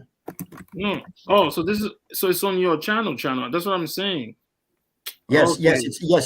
it's being streamed on my channel. That's Oh, that's what what I meant with Oh, taking the responsibility. I'm okay, going I to got try you. to not try. It's supposed to be every week. Yeah. So, because I had gotten on it earlier, I had gotten on it earlier, but I don't know, something happened. I got disconnected. You were showing something about the Earth and those triangles and stuff. Oh, Yes, yes.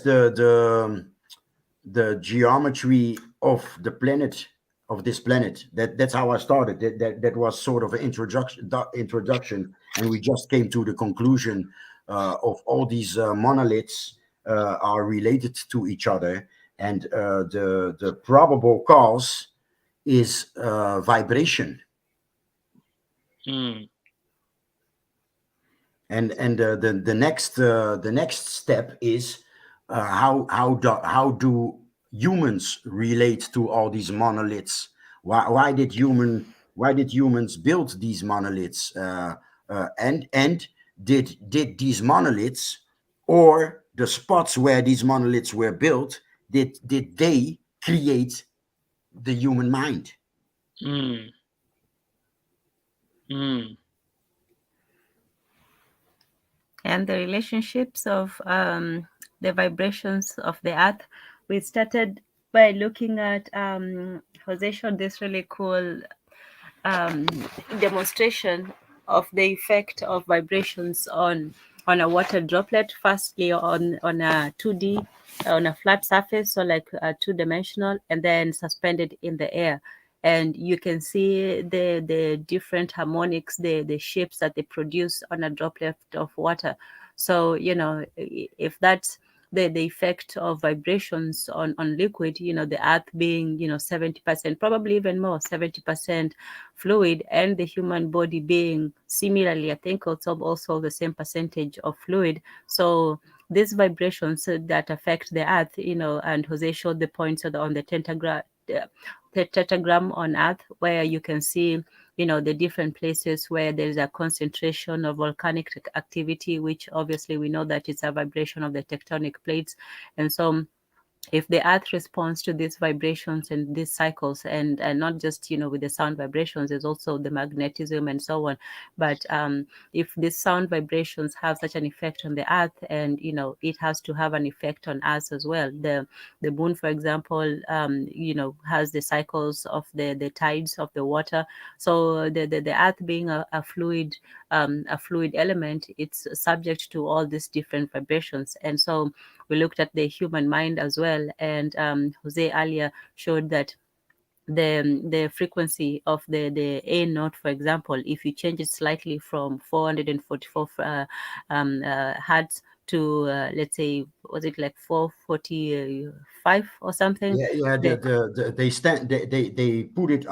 put it on 440, Mhm, but the frequency of the universe is 432.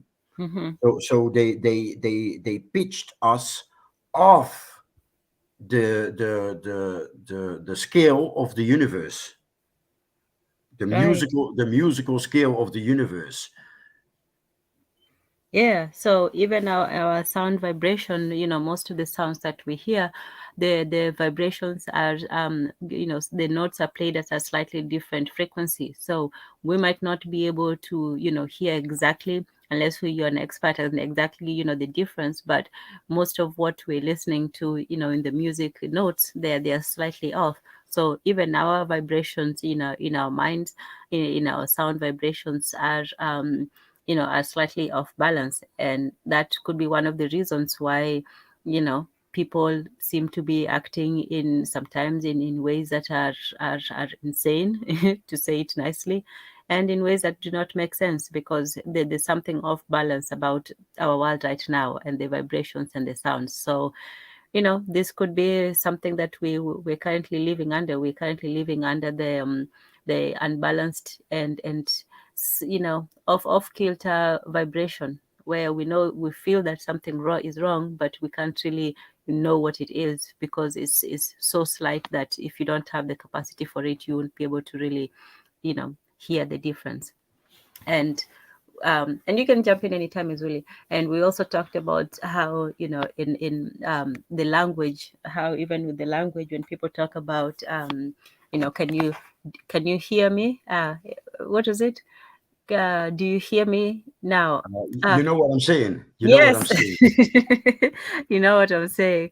So we're relating that to, the conversational patterns of Africans. For example, I was telling Jose, like in Kiswahili, when you say something, you almost like give somebody an opportunity to finish the sentence. That's how we would say it in Kiswahili, for example, not just in Kiswahili, but in most of the tribal languages. So people have, the listener and the speaker have this back and forth interaction where somebody's saying and somebody's saying something back, and so you constantly have this interaction between the listener and the speaker. And for me, it's sort of like the back and forth between the moon and the tides, where the moon attracts and then the tides go back and forth in this cycle, and that's where we see the waves. So yeah, sound. I was watching something that they What's put. that? Can you hear me? Yes. They put something on They put some salt on the plastic, and then I don't know if Yes. they did it with some waves, and this different waves different frequencies that you play, the salt rearrange itself. Either it was salt or sand, rearranges itself to that pattern. So I forgot what it was. They put Yes.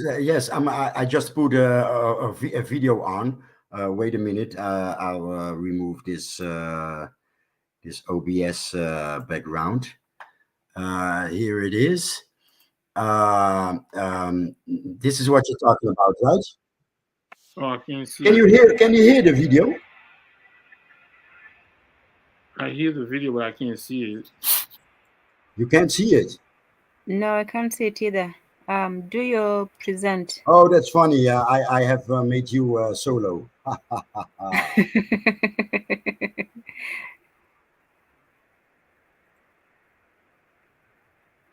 Hold on, what's going on now? Uh-oh. Okay, here you go.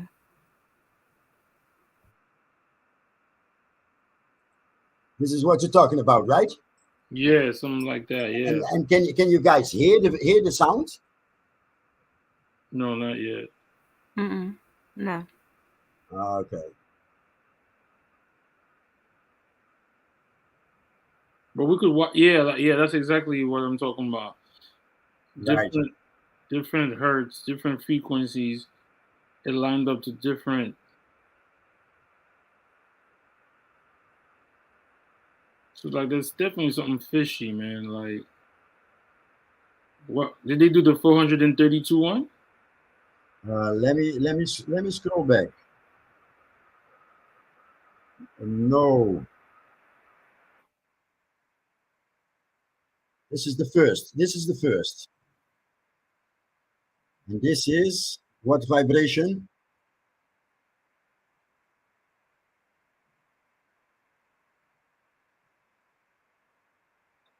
So why they already started like, okay, 345.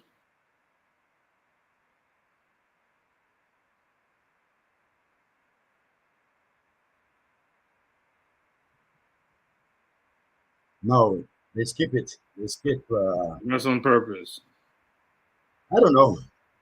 Why would they not? Didn't you guys say that 42 is what we operate on? Yeah, 432. Yeah. So why would they But this skip one is it? beautiful. So yeah. What happens at 432? That's a good one. But I figure this is a square. Let me see. This is a square, and I figure the form of the plate has influence on the structure. Yes, because I saw one on a circular plate, and it had different patterns. So I think it's also the shape of the plate also matters. Yeah, you can see here that the corners are different than the edges. Mm-hmm. Um, Yeah, very, they very interesting. There's something that seems as chaotic as this is an ordered sound. This is not like like music where it's ordered for some kind of order. This is basically just random a particular frequency with random particles, but somehow it still produces some kind of order. That's an interesting one, the 4444 hertz one. Yeah, that's an interesting one. It looks like very one of the most complex. But yeah, out of this, it's almost like sound is the creation of order, because if you think about the world before anything began, it was something like this, just particles just randomly going about, just hitting each other, and there was no order to it. So it when you look at it, this is like almost the formation of the first order. And that Yes, order, yeah, and that order can only be achieved by sound. There's nothing else that is there except just frequency and randomness. So in the sound, there's utter chaos, but it's a sound that brings about the order. So yeah, sound is the beginning of order, interestingly enough. And it's just from frequency. It's not even somebody organizing it, somebody putting them together in place. Like if you saw this outside, if you came by later and saw these patterns, you'd think, oh, somebody must have sat down and made this intricate design, and sat down and created a mathematical structure and all this stuff. But come to find out, it was just sound and vibrations creating this out of you know, who knows what. So when we create sound, we're simply, when we create music, we're simply making order out of something that is almost already ordered. Within even music itself, that like we're going through the minors and the sharps, there's already some kind of order even in music itself. And before music, there's order in sound. Even the basic sound, there's still some kind of order in it. So maybe it was vibrations and sound had something to do with the creation of the world, or the ordering of the world. If you look at the world as this particles, because we look at the earth as a big particle, but maybe in the universe, we are simply like those suns in on the table. So we're yes, Mhm. yes, and even on those salt, because it was salt that he used, and most probably on the because salt is round in Mhm. contrary to sugar, Mhm. but even on the surface of these salt particles, these vibrations also have an effect on them. But on the macro scale, the iron square is Mhm. macro compared to the salt particles. Mhm. On the macrosphere, there's order, Yeah, and on the yeah. microsphere, there's no order. It looks like chaos. And we are Mhm. now on the surface of a salt particle, and we look into space and we see all these other salt particles, and it looks like chaos. But from a distance, there's order. Right. So they Yeah. said, 578 hertz frequency is for the regeneration of the body. 432 is the music that you should be listening to. But I see some people are saying that 440 is the music that we listen to right now, which Yeah, is, I guess, not good or whatever. chaos and mayhem.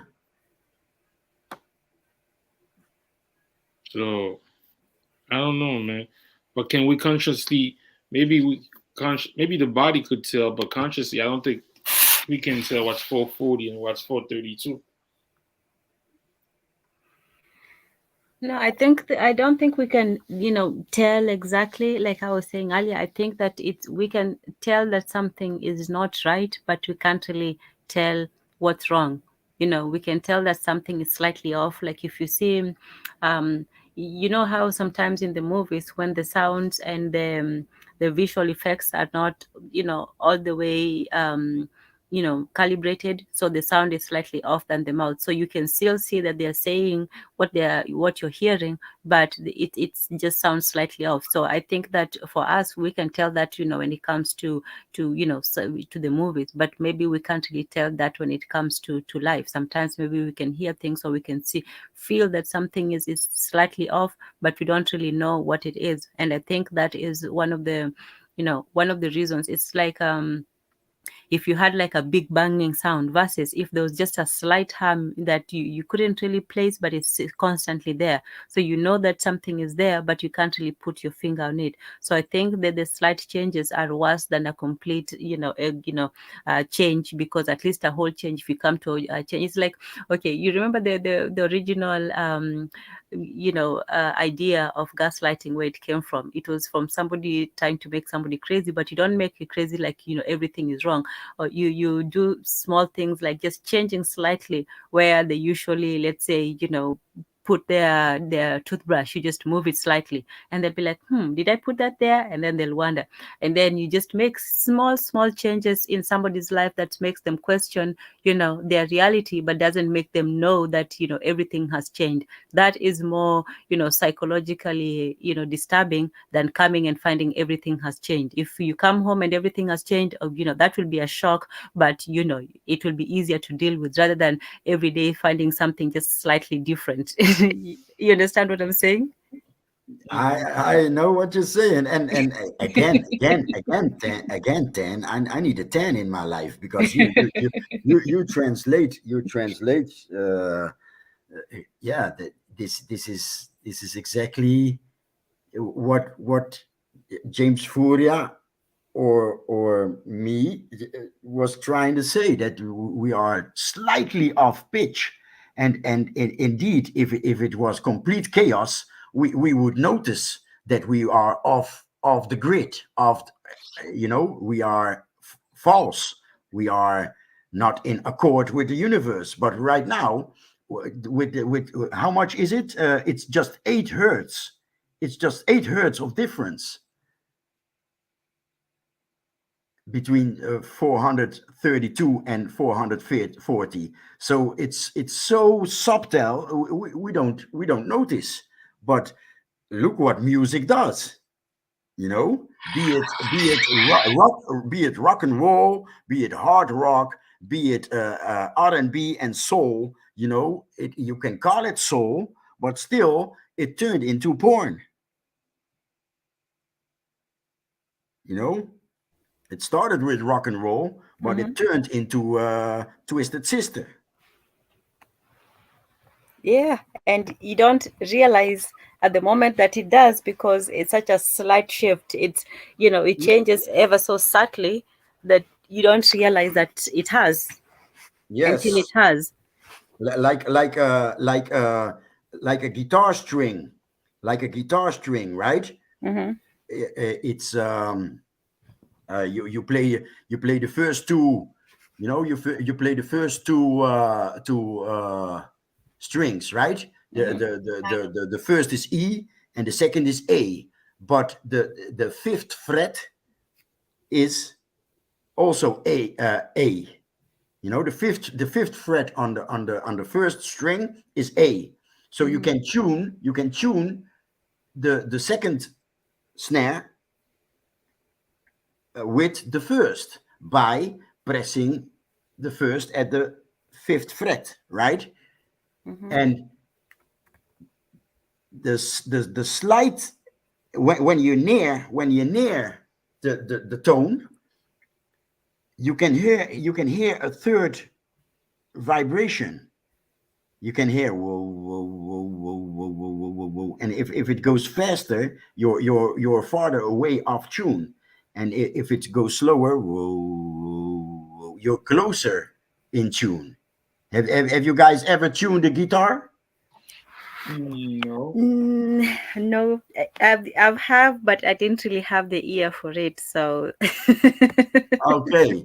Yes. So what I'm getting to is that indeed, again, you'll be worded perfectly, Dan. So we slowly, you slide away.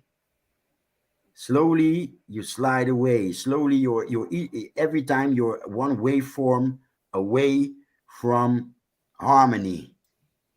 Each Mhm. time you're one waveform away from harmony. And after two generation, it's soul turned into porn. You know, after two generation, rock turned into Twisted Sister. White men making up like girls and walking on high heels and acting manly.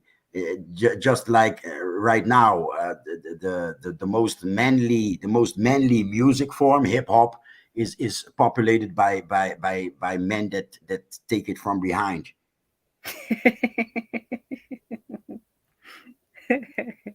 Slowly but surely, every generation, one waveform further away from harmony. Yeah. I mean, I don't know if you can follow what I'm talking about, but I'm visualizing what Tan's words. Yeah, no, I understand what you're saying. I totally understand. It starts with, small, instead of increments that you don't really notice, and then when it becomes, a whole different thing, you can't really know how you got from, this one place to another. But that's how you do it. You just make small increments and just small changes. You don't really notice when you're changing. You just notice when it's changed. So Uzuli, maybe you know what is this frequency of this planet. What's that frequency of this planet? I forgot. It's between 7 and 8 hertz. Let me see the frequency of the Earth, right? Yeah. What's that name again? I forgot. See, hold on. Oh, seven. You was right. 7.83. And what's it called? Is that? I don't know if there's a specific word for it, but they say it's 7 point. The Earth's natural frequency is 7.838 hertz. I don't know. You saying this is it the? I don't know. Is I say is the heartbeat? Mm. There's a specific name for it. You said Yeah, there's a name for it. Oh, good. Let me see. The Schumann Renaissance Resonance. Yes, Yeah. again. Oh yeah, I can't pronounce it. The Earth's natural frequency is called the Schumann or the Schumann resonance. Right. Schumann Right. resonance. And don't you guys find it funny that it's almost 8 hertz, and 8 hertz is the difference between 432 and 440? Mm. So wow. maybe these fools that turned it into 440 were not aware that we're slowly compensating the 8 hertz. That the planet, the universe, is slowly but surely compensating the 8 hertz. Right, like it does with the time. You know how the Yes, time, yeah, nobody can stop the time, as Bob Marley said. right. And the way that, we've calculated the year, we always leave, a few hours behind. So now we have to compensate by, the leap year every 4 years with the February and so on. So we don't have the exact time, and we constantly have to make up for, for the deficiencies as they accumulate. So just like with the music, we're slightly off, off base, and we keep slipping away from it until it becomes, a major, almost a valley, until now you have to compensate to make up for, for that difference. And so, we're off our base, we just have to slip off completely and rearrange it, or find ourselves in a different place. But we definitely, you know slightly off. The problem is that slightness of the difference of where we are, because when you're off, we really can't it's hard for us to know that, you know, where we should be, when it feels almost, it's like a simulation where everything is once. I think there was a Star Trek episode on that one where Captain Picard found himself in a very similar world to the Earth, but things were just slightly different. For example, you know, the stop sign, instead of being red, was green. You know, instead of, you know, just small things, you know, that you wouldn't, well, you would notice, but they're so small that you wouldn't think of them as being that important. But however small they are, they become increasingly big. And so even if the difference is a color difference, if you come to a world where the stop sign is green, you're still going to be always confused, even though it's not such a minor difference, it seems. Yeah, or when you drive or when you drive in Europe, and you go on vacation in England, and you have to drive left. It's just one thing, you know. For the rest, everything is the same, but you have to Right. drive left, and that will excuse my French, that will fuck up your system. Yes, it's those small things that will really, you know, mess you up. So imagine if the frequency, the interaction between vibrations, and we've talked about, you know, the earth and the volcanic activities, the interactions of the earth, the fluid waters of the ocean, and the moon. And so how do those interactions affect us human beings, who are, in a way, you know, we're like walking planets within ourselves, or ecosystems. You know, you're made up of your blood, which is water, your brain, which is water, and the rest of your body, which is water. So all these And things most important, your mind. Your mind yes, is the universe. yeah. Your body is the earth, and your mind is the universe. But Mhm. sorry, continue. No. Yeah, good interjection. So you're like a mini, you know, a mini planet within yourself, and you also have these forces interacting and, you know, vibrating, you know, upon your body and your mind. So how are these slight, you know, differences in our mental programming? How are they affecting our actions, our thinking, our relation to each other? Because if everybody is slightly off, or we're operating in a universe or a world that is slightly off, then all of us are not going to be in balance. So, you know, some of the times, maybe the reason why people go off their minds, or, you know, go, their minds overwhelm them, is because they've been operating at an irregular frequency for so long that eventually, you know, they just erupt like the volcano. You know, your mind cannot take the forces that are constantly, you know, going up against it, and what those forces should be in order, but if they're not, eventually, you know, your mind will also have either an excess of, you know, these vibrations, or a deficiency. So, you know, so we should examine how these vibrations are affecting not just the earth and the planet, because the earth is also sensitive to these vibrations, but we haven't really looked at the effect of these vibrations on society and on individuals, as you know, us as individuals. So if we look at ourselves as an ecosystem, you know, with our you know, like you said, our brain, our brain is the universe, our minds, and all that. These are they're still liquid based. Our blood, you know, our circulatory system, our guts, all of that still depends on the action of water, of fluids, and so on.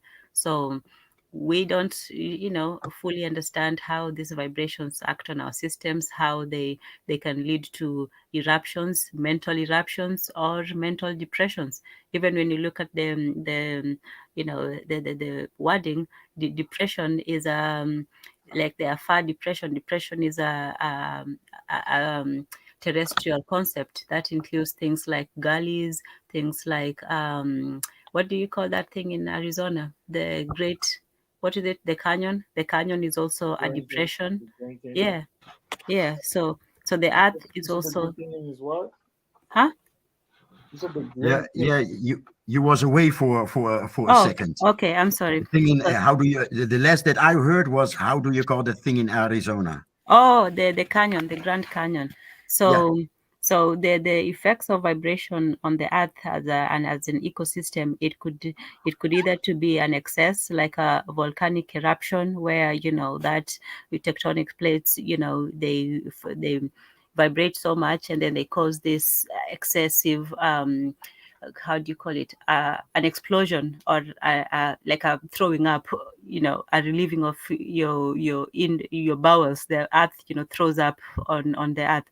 And then you can also see it as a depression where it's pulled apart, like in the Grand Canyon and in the Rift Valley and some of these other earth formation, where it's two opposing forces which pull away against each other, versus a volcano, which is a multitude of forces which combine and concentrate on a particular place. So similarly with the human brain, sometimes the human brain can explode, where people simply, out of stress or out of, certain conditions, where they just go, they go crazy, they explode, they go insane.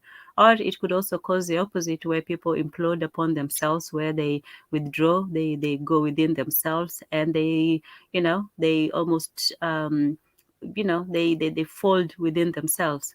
So, some of that is social, yes, but it's also, these societal vibrations. It's also an effect of our interactions with the world, our effect of other people. So if everybody's slightly off balance, then even individuals will sometimes succumb to those unbalanced forces and vibrations. Yeah, Yeah, good yeah. one. Yeah, we're not outside of the earth system. We're actually a part of the earth. Sometimes humans, we think that we have, gotten so far above nature and everybody else that we're not subject to the laws of vibration, and we're not part of the ecosystem anymore. But we're still subject to the same laws of the earth, the same laws of the universe. It just, we Yeah, don't.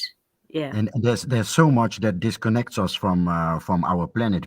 For example, we walk on shoes, and Hmm. we walk on paved roads.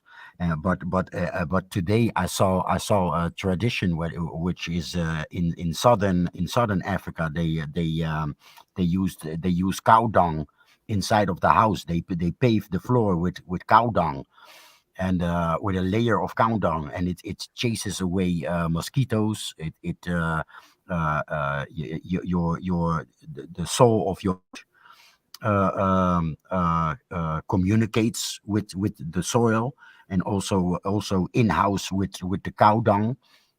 And Hmm. there's so many things of the modern world that disconnect us from mother nature. You are even. I'll say this: you're so disconnected. You're so disconnected from Mother Nature unless you go to, like for example, I don't know if you go to a park in California, even that park is disconnected because under it is the sewer. So, Yeah, yeah, yeah, Hmm. yeah. we're not really connected to Mother Earth because what you was talking about, we always wear shoes. Even the little connection, like people, they make you feel primitive to walk barefoot. Like sometimes I go to the park by my area, I walk barefoot there, but that's a little connection with the earth or with the soil. But underneath all of that is a freaking sewer system. So are we really connected to the earth throughout our lives, like Jose? Unless you are from Africa or maybe the Caribbean, most people, they'll say you're a fucking monkey. They'll call you primitive. They'll make fun of you. They say you're uncivilized. But meanwhile, the more technology you got, the more you are being pulled away from the soil, which is supposed to protect you, I think. But shit is crazy, man. Yeah, but resume, um, there's order in chaos. There's definitely order in chaos, and it's invisible. But these civilizations that came before us, they built these monoliths, and these monoliths uh, occult. There's the occult factor. In these monoliths, hidden in these monoliths, is the structure of the universe. So there was a time that humanity understood, because I don't believe that aliens built these monoliths. Fuck that. That's them. They they were born into a disconnected world, and they don't understand a connected world. They don't understand a universe in harmony. They don't understand humanity in harmony with universe. And I mean, harmony is also another musical term. Harmony, synchronization, you know, being balance, scales. Scales is also a musical word. You know, Yes, chord, a and chord. and and Mhm. yes, and harmony is also, harmony is also a hint to what I plan to do in the next episode, in part two, because harmony also, what I said before, sound. There's a sound synonym with hidden in harmony, and that's harmony. Mm, You know, yeah. so to be in harmony, to be back in harmony again with the universe, is to harm money. Mm, wow. Yeah. Yeah. So, they have the first and the fifth harmonics, how the waves arrange themselves in a particular band, the first, second, fifth harmonics, and so on. You can see that in a string. Like if you vibrate a string between two two boundaries, it's either going to form like 1 2, or a wave with several different peaks and depth dips. But it's always either the first, the third, the fifth, seventh harmony, and so on. It's usually like an odd numbered harmonic. So there's a lot even in our the way we would describe language, that gives you an idea about how important sound and words and the musical balance is. And this is also mathematical. I liked when we were doing the combination of the major and the minor scales, where you can we saw that the combination always brings the seven, the seven pointed star. And so a lot of these occultic things are also based on music and mathematics and then mystery. And we really haven't plumbed the depths of it. There's a deep relation with it. And yeah, yeah, even being in I'm sync. going to take a leak. I can hear, I can hear you talk when I'm on the toilet with the door opens. So you can continue. I'll be right back. Yeah. So even in terms of language and sound, and when you talk about sound creating order. So we saw that in the particles, which the sand particles, or the salt and sand particles, they're the most disordered combination you can think of. They are basically in chaos. So the salt or sand or whatever, it's the most chaotic. There's no way to arrange them. So the only thing that can arrange them, the first thing that can arrange them is sound. And most of the time, to bring something from a state of or disorder to order, it requires entropy, which is the use of energy in changing states. So the energy that they have from one point to another. And yet sound doesn't seem to have it doesn't seem to have energy. When you look at it, it's simply the passage of the passage of air molecules being you know interacting with each other in space. So they supposedly shouldn't be any order to it. But it's the amazing experiments that we did, and this was on two-dimensional, the ones that we saw earlier, passing sound at different frequencies through a plate. And even with that, it creates such intricate patterns. But this is only on 2 dimensions. So imagine how much intricacy there is when you get to the 3rd dimension. So this was on a plate, which is your 2 dimensional. So we looked at also the shape of water on a flat plane and the shape of a spherical drop of water in space. And you can see how very much complex those things can get. So imagine that experiment with sand, where you're creating this beautiful 2 dimensional patterns on a plane.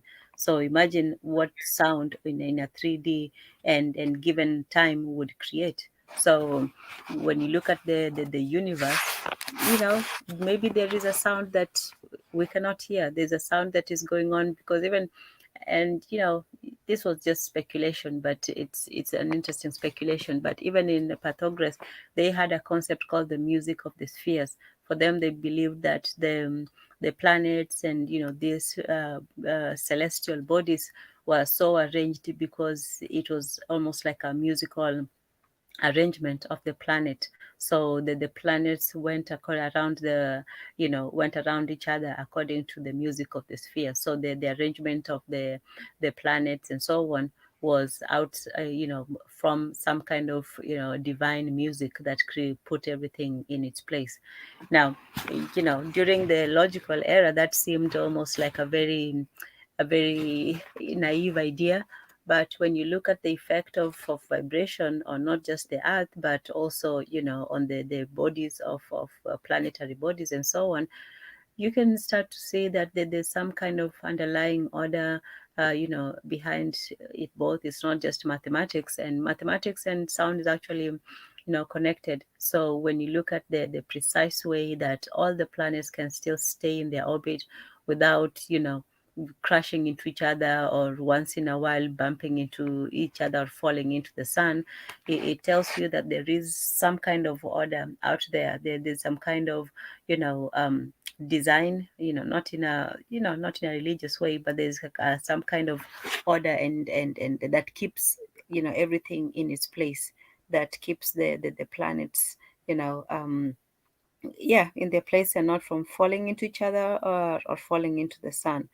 And so this is simply the larger effect of vibrations. So we really haven't gone into those kinds of effects on our minds, and I think that's what Jose was working towards, that the geometry of the world, the structure of the world, we can look at the structure in a 2 dimensional manner. But if we look at it also as the effect on the mind, you know um, what is the structure of the mind, and what is the effect of these vibrations on not just the earth but also on the human mind, which for me, I would look at the human mind as it's almost like its own ecosystem. It has its own biological basis, but it also has its interactions with the larger with the larger earth and other humans. So everybody is almost like they're operating in their own mini world, but from time to time we also interact with each other.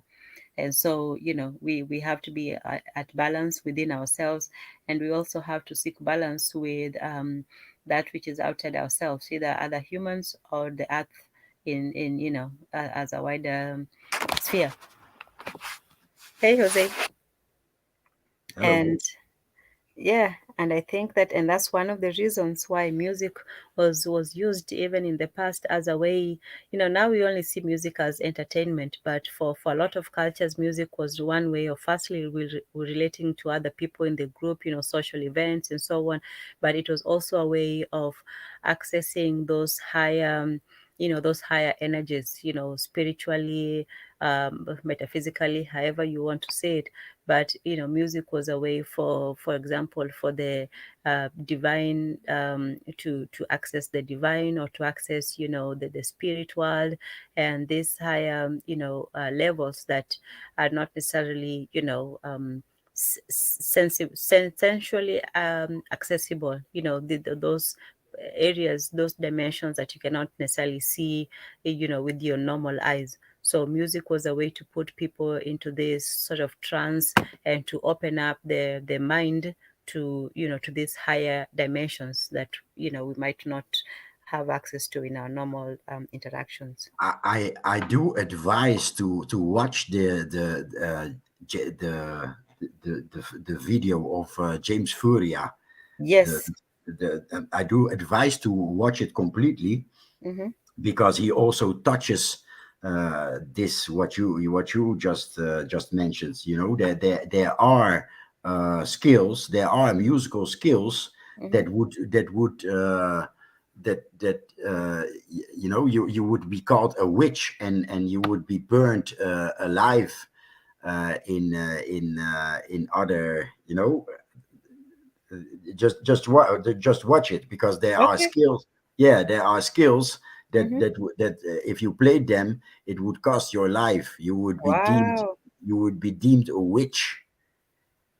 Yeah, yeah, Yeah, yes. and the geometric form Mm-hmm. is interesting, because it's the star of the Knights of Malta. You know Mm-hmm. the sign Yes. of the Knights of Malta. Yes, there's one skill that forms that. And James Furia says that back in the day in Europe, of course, it would cost your life. You would be deemed a witch Wow. for playing that skill. Oh, that's interesting. Do watch the entire video, Yes. and also the one from Karl Monk, the Mm-hmm. code, Mm-hmm. because yeah, that's with James Furia in and James Furia also mentions Karl Monk. Mm-hmm. He even mentioned his address and his phone number. Oh, interesting. Yeah, yes. He even mentioned the address and phone number of Karl Monk, and he advises to contact. Of course, the video is old. The video is from the days that you had news groups, Mm-hmm. and so this Karl Monk would have a news group where he publicizes his findings. Interesting. Well, I'll definitely, listen to the Watch book. them both. Watch them both, because you yeah, it will give you a more detailed view of what I try to communicate in Mm-hmm. the first hour of this show. Yes. Yes, and from what from the from the clip that we saw, that was very interesting. The relationship of the different scales, the patterns that are formed, and yeah, I definitely want to hear the rest of that presentation. So yes, so next week I don't know if you'll continue with that or a different one, but yeah, it will give me greater insight because I'm not like I don't know too much about music and the scales. I know just the basics, the F clef, G clef, and so on. But I can't really, tell you how to. Yeah, I don't know too much about the music production, but it was a fascinating introduction to it. So I'm looking forward to learning more about it. I got a question. If the frequency, how come the frequency is not affecting the other people the way it's affecting us? Hmm. Well, yeah, a good point. Good Yeah. point, Azuli, because it seems like us black people still are more connected with the universe in our language, but also music or culture in a whole. Everybody wants to, we are not, uh, we're not, the world is not walking around in wooden shoes. The world is not following Dutch culture. The world is not following Eastern European culture. Hmm. The world is not following. it's black music, it's black behavior, it's black speech, so there's still something. It's like, and now I'm going to be biblical, and people are going to you know people are not going to if you mention, if you even mention the Bible, people tend to switch off and lose harmony with the universe. But yeah, there's biblical references to this.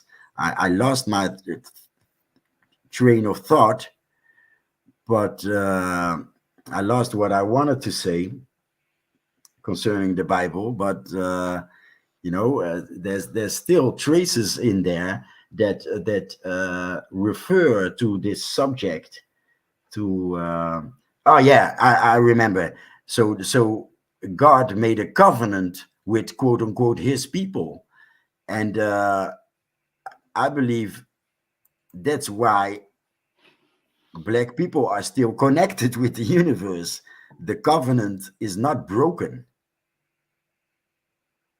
But the covenant is not broken. But I don't know. I don't know, Jose. If the covenant is not broken, first they chased us out of the woods. They chased everything that is the first thing they played on us is to come about the word primitive, like primordial. Primordial means the first, means like the original. So now Yes. they made you feel that the word primitive is bad, so that black people don't want to go to the beach, black people don't want to go to the forest, black people don't want to walk barefoot, black people don't want to go do. Yeah, we feel ashamed. We feel ashamed to be in harmony. So how I'm saying, if we're not broken, what are we? Because we're not in touch anymore. Most black people, unless you live in the outskirt in the rural area in America, you're not walking barefoot anywhere.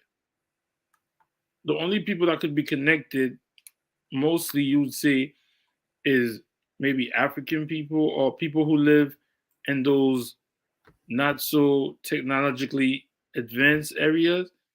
But I don't know, man. I don't know.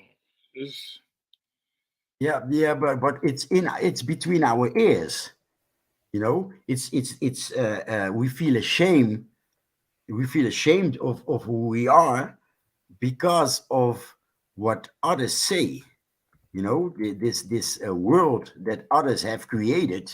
This matrix that mhm. that others have created. You know, is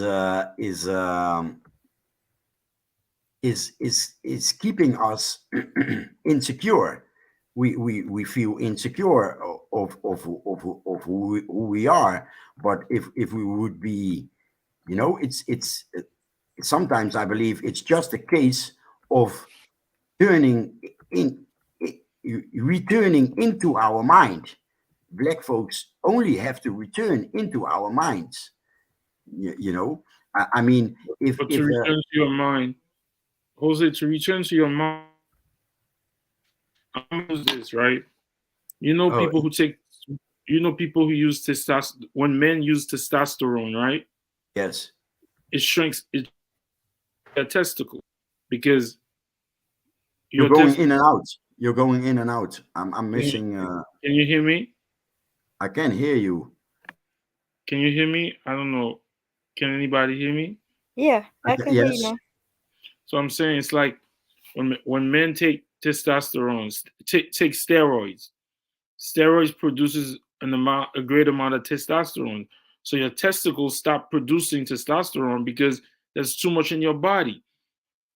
So what I'm saying is, the further it's like the further we are with technology away from the earth, the more we lose those magical powers that we had, if it makes any sense, with the earth. If it makes any sense, what I'm trying to say. You don't put it into practice anymore, it's nearly gone. So it's like, Yes.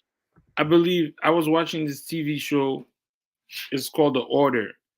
So in an episode, they go to this other realm where the people don't talk. They just talk to their brains.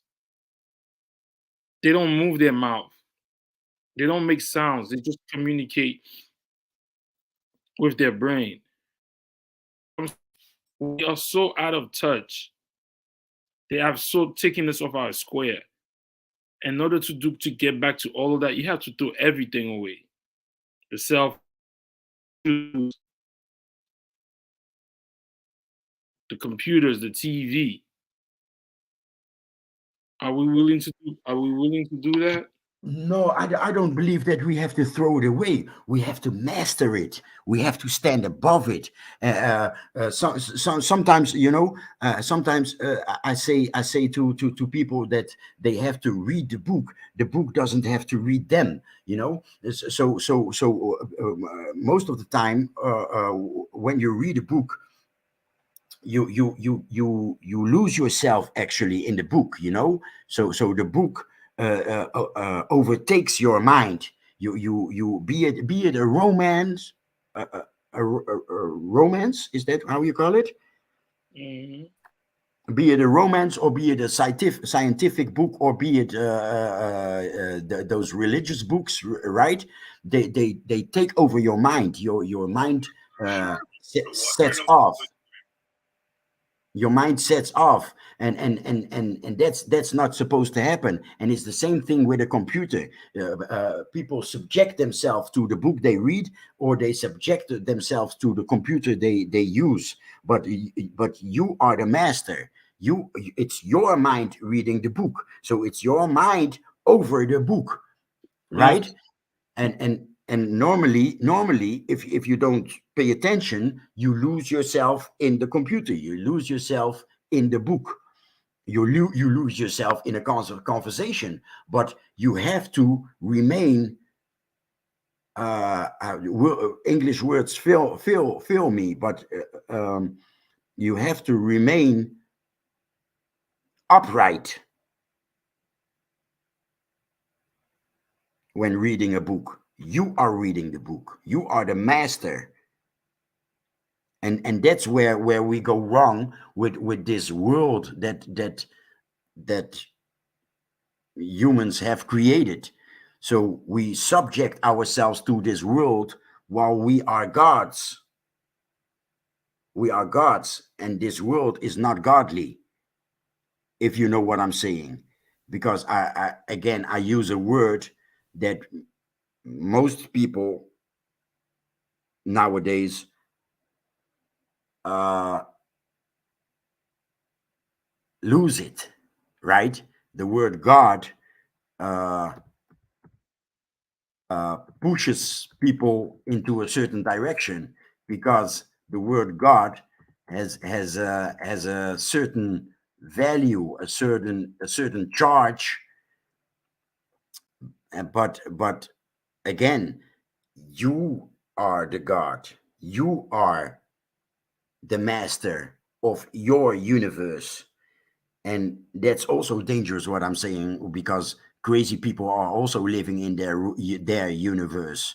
But if you step out of this world in your own mind, you are also deemed crazy. And I live it, I live it. A lot of people think that I'm strange, I'm crazy, I'm and to say that they are intimidated is ego. But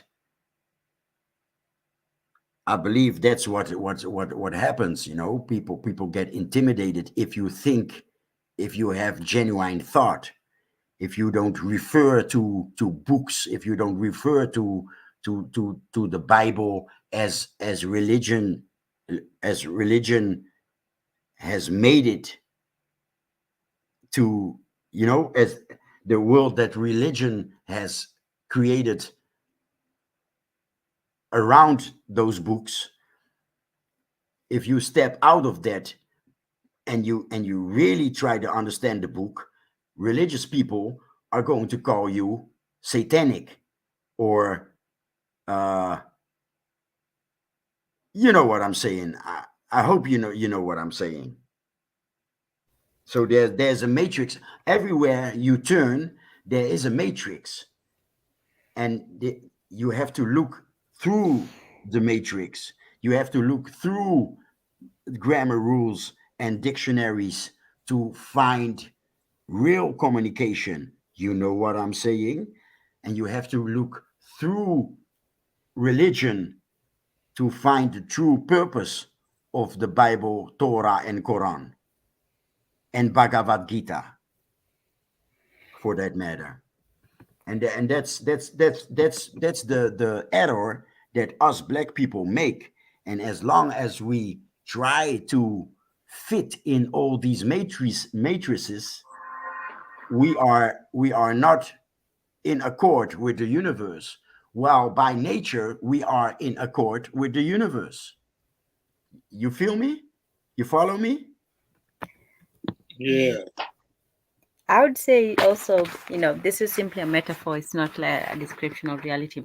I would say, when you're saying you getting lost in a book or a piece of music or something, let's just say the book. For me, I would look at, these various systems, let's say religions, as different books. Or if you want, let's say a book becomes like a dream. It becomes so real that you almost lose yourself in a book. So you go into a different world. I used to. Have you guys read the Chronicles of Narnia? Remember that book? No, never heard of. Oh. No. You're a sellout, man. I saw the movie though. I saw the movie. Well, I read all the. I think it was like 7 books of it. Oh my God, 10. I'm not looking. What? When did you read it? A year ago? No. When I was a child, they had those Wow. books. Hold No, on, the Chronicle of you Narnia. The then Chronicle. Hold on. you and gas them up. You if you name, for real, Azuli, if you name a book, either 10 or gas has read it. I swear. Okay, so in the Chronicles of Narnia, it was these children. They got, well, the story. They went into a magical wardrobe, and then they got lost in a whole different world. So for me, I would say that these different religions are like worlds. So if you look at the world as a dream, imagine if you were in a dream, but you knew that you were dreaming. So by knowing that you were dreaming, you had the power over certain aspects of the dream. Let's say if you felt like it, obviously you couldn't change all the rules, but let's say in that dream you could change. A wolf was coming at you, and suddenly poof poof, the wolf disappeared. Or just things that broke the laws of nature, but you were the you knew that you were the dreamer, and therefore being the dreamer, you had the power over your world and over yourself. So I think for us, as Africans, or for us, we looked at the world not as a prison, but as a dream, not a dream that doesn't exist. Because even when you're in a dream, the dream is still as real to you as real life. Even if you know that you're dreaming, you're still part of that dream. You're still part of the dream. The only difference when you know that you're dreaming is that now you have power over yourself in a dream. Let's say you're dreaming that you're being chased by a a lion or something.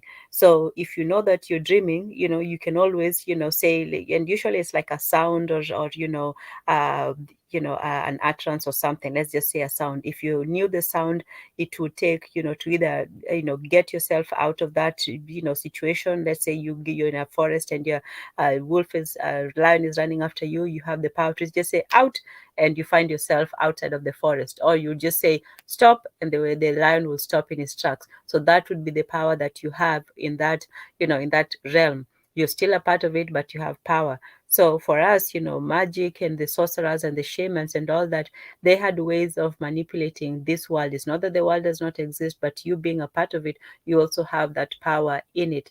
But what we're living now is that we're simply, cogs. We don't really have the power, except the power to, imagine if you knew you had the power of sound, where you could, arrange all the sound into, different beautiful patterns.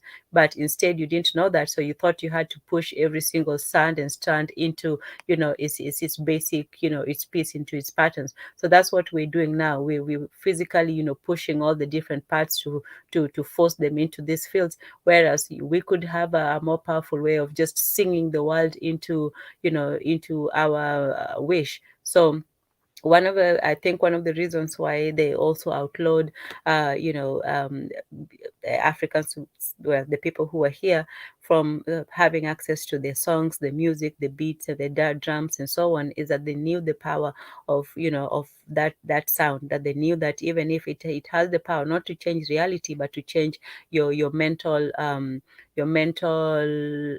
do you say it, your balanced mental state. So there is some music that either elevated us or gave us the power to change our conditions. And once you remove that kind of power and influence, then we become, we try changing the world in the materialistic fashion of now trying to push things up a boulder, instead of not singing it into existence, but using your power, your spiritual and musical power, to influence the world that we live in. You Does know, that make sense? of the little books, of the little number of books that I've read, you remind me of Carlos Castaneda's. Yeah, I don't know the English title of the book. In Dutch is Reis naar Ixtlan, and that's the voyage to Ixtlan. And that's where he woke up. So before that, he wrote 3 books on how do you call it, hallucinating herbs, Lucid, mushrooms. oh, yes, yes, the Yes, and hallucination, and yes. and uh, and in his third book, he started doubting if he was hallucinating. Because in his studies of hallucinating mushrooms, etc., fungus, etc., in his studies, it's a child of immigrants, of Mexican immigrants, and he studied at American universities, and he went back to Mexico, and to find shamans to guide him, to help him find, to help him in his studies. But as I said, in his third book, he started doubting if everything that he went through was a hallucination. So he started anew. He started anew, telling actually what he went through. His quest. He started describing his quests and his interaction with these shamans, and at a certain point, he was taught. It turned out that there was a whole group of shamans behind the shaman that he found, and they actually found him at the same time, because they thought he was like Neo in the film The Matrix. They thought they found the right person to bring the message to the world, and so they taught him a lot of things that he didn't take serious at first, because he was focused on his studies, and they taught him how to dream, and it's and to put it to resume, it's a case of finding your hands in your dream. First, find your hands, because your hands are the gateway between your mind and the physical world. Yeah, I remember that one. It was called Journey to Ixtlan. Yes. Okay. Journey. Yes. Journey to Xland. Okay. So you read it too. It's a case of Yeah. finding your hands. after that, when you find your hands, you find the gateway. You know, you're in your bedroom, you're sleeping in your bedroom, so that's where you dream. You find your hands, then you find the door of your bedroom, and from that on, it's you are God. In your dreams, you can go anywhere you wish, or you can grab a book and study, you know. So you can learn while you're sleeping. You can learn stuff, but you can also travel to another planet. You can also What go is that? Astral, Is that the a book? Astral astral, projection? astral Is- projections and so on. so, You so can like I travel. said, like I said, usually, even that book, she also read it. What's the name of the book? You and guess, you are crazy. You are not human. What's the name? You What's are the name not of the book? human, and guess, No, if you're it's just listening, you too. You guys, you are not human. What's the name of the book? Johnny. I'm writing it now. Ixtlan. But you can do that was the last one. The first one that he started with was Don Juan, the travels of Don Juan, Don something something. Don Juan. Don The Juan is the shaman.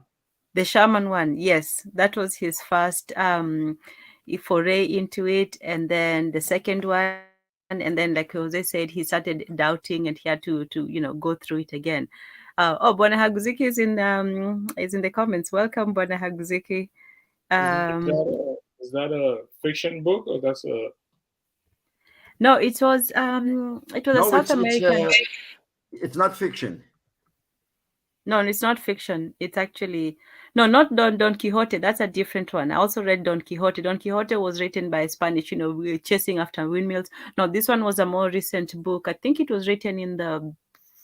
I'll have to, to look it up. But it was written in the 19th something. He was a guy In the of 80s, I guess, in the 80s. Yes, I think so. Yeah. So Don Quixote was a guy who was chasing after, his romantic idea, but the teachings of Don Juan was going into the dream world, learning to, to control your dreaming, to actually firstly to realize when you're dreaming, and then to learn how to control it, and to be able to get yourself so what's safely back. so is Journey to Ixtlan, is that a fiction book or that's like a real book? The real book. It's a real book. Yeah. Okay. So he details his experiences in that. I would say with the ayahuasca, and there's a funny little big video about that. But with ayahuasca, it's more of a waking realization than dreaming control. So with ayahuasca, it's mostly, it's getting in touch with the deeper aspects, but it's more of on a conscious level.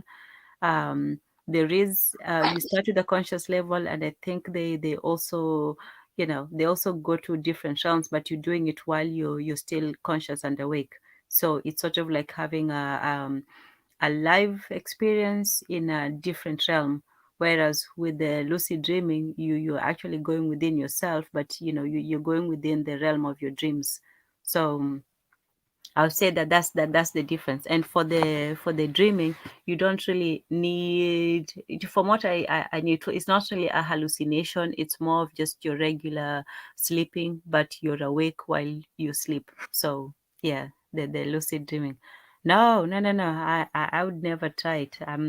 You know, yeah, I'm too afraid of losing control or not being able to make my way back of either. But I have had some What interesting. do you mean? Using ayahuasca or dreaming? Oh yeah, Bonaguziki, which one do you mean? I haven't tried both. I've had, just random experiences with some of the times with dreaming. Sometimes you do have a slight lucid dream. Sometimes in the no ayahuasca. No, I've never tried it. I've read about it. I've read about the effects and so on, but no, I haven't tried it. I wouldn't. But if somebody is willing and wants to document the experience, wonderful and great. So Yeah, I have experience with mushrooms and with LSD. oh wow, how was that? It was fun. Scary? It was a Oh, fun, but I stopped when I had a negative trip on LSD. oh, Yeah, yeah. See, but that. I did something stupid, you know. I was on my way home from in that era. I still made beats, and I was on my way home late night, like 1 or 2 o'clock in the at night, and I bumped into a friend of a friend, and he he invited me to go to a popular club, and to take 1/8 of LSD seal. You know, it's they drench paper in LSD, and that's how they sell it. And yeah, 1/8. So you cut it in half, you cut it in half, and you cut it in half. That's what I took, and you, that's not what you do. You're supposed to go into nature, right? That's what you do. You go to the beach, or you go into the woods, or into the fields, and that. Then you have, you're almost guaranteed to have a good positive trip. But I went into a club with loud music, and all kinds of you know situations, and I had a negative trip. It was dark. Uh, all the girls look like old ladies. I mean, their their body was like young, and when I wanted to speak to one of them, they turned their face. It was like a granny. And it was very dark, and it was the last time. It was my last time of anything. After that, I just stopped. I even stopped going out. Yeah, that will do it. That will do it. So that's why, in terms of controlling the mind, there are ways of doing it. Music is one of those enhancers, and that's why, music and those types of things go together. But I think what they told you was quite correct. You should do them in nature, so you can get back in touch with nature, not so much, with music. Music has different effects, but I think when you're in certain states, the thing to seek is that balance with nature and with your surroundings and so on, because nature, I think music is to help you, to enhance you, to get to that situation. For example, when they used music as trance, and so I think if you use both of them at the same time, it could create, yeah, a chaos. So some of those things is to help you be in touch with nature, because that's something as modern humans we're not in touch with nature, and we're not in control of ourselves. And that's what they mean, they mean by being God. Is not so much that you're the creator and whatever people mean by God. It's simply that you have control over certain aspects of certain realms of your own being. So for example, if you're in your dreams and you realize that you can control your dreams, that's basically almost godlike, because you can control a world that is outside of yourself in that dream anyway. So also when people use music, especially that religious spiritual trance like music, is to get you into a different state where you can connect with nature, with other people, but mostly you harness or tap into the power of nature, and now you can you can go deep into yourself and communicate with other people. What But what I what I understood of the art of dreaming is that uh, you can from your dream you can come to the real world, like studying. like the example that I gave you when you control your dream, you find your hands, and then you find a door, and then you go to your book, your books, and you read your books in your dream. So is it really your own world? I understood that that with the art of dreams, you could you could in your from your dream you could uh, step into the real world. You could really go to the moon with your mind, with your soul, spirit, or whatever it is. Is that not what you got out of it then?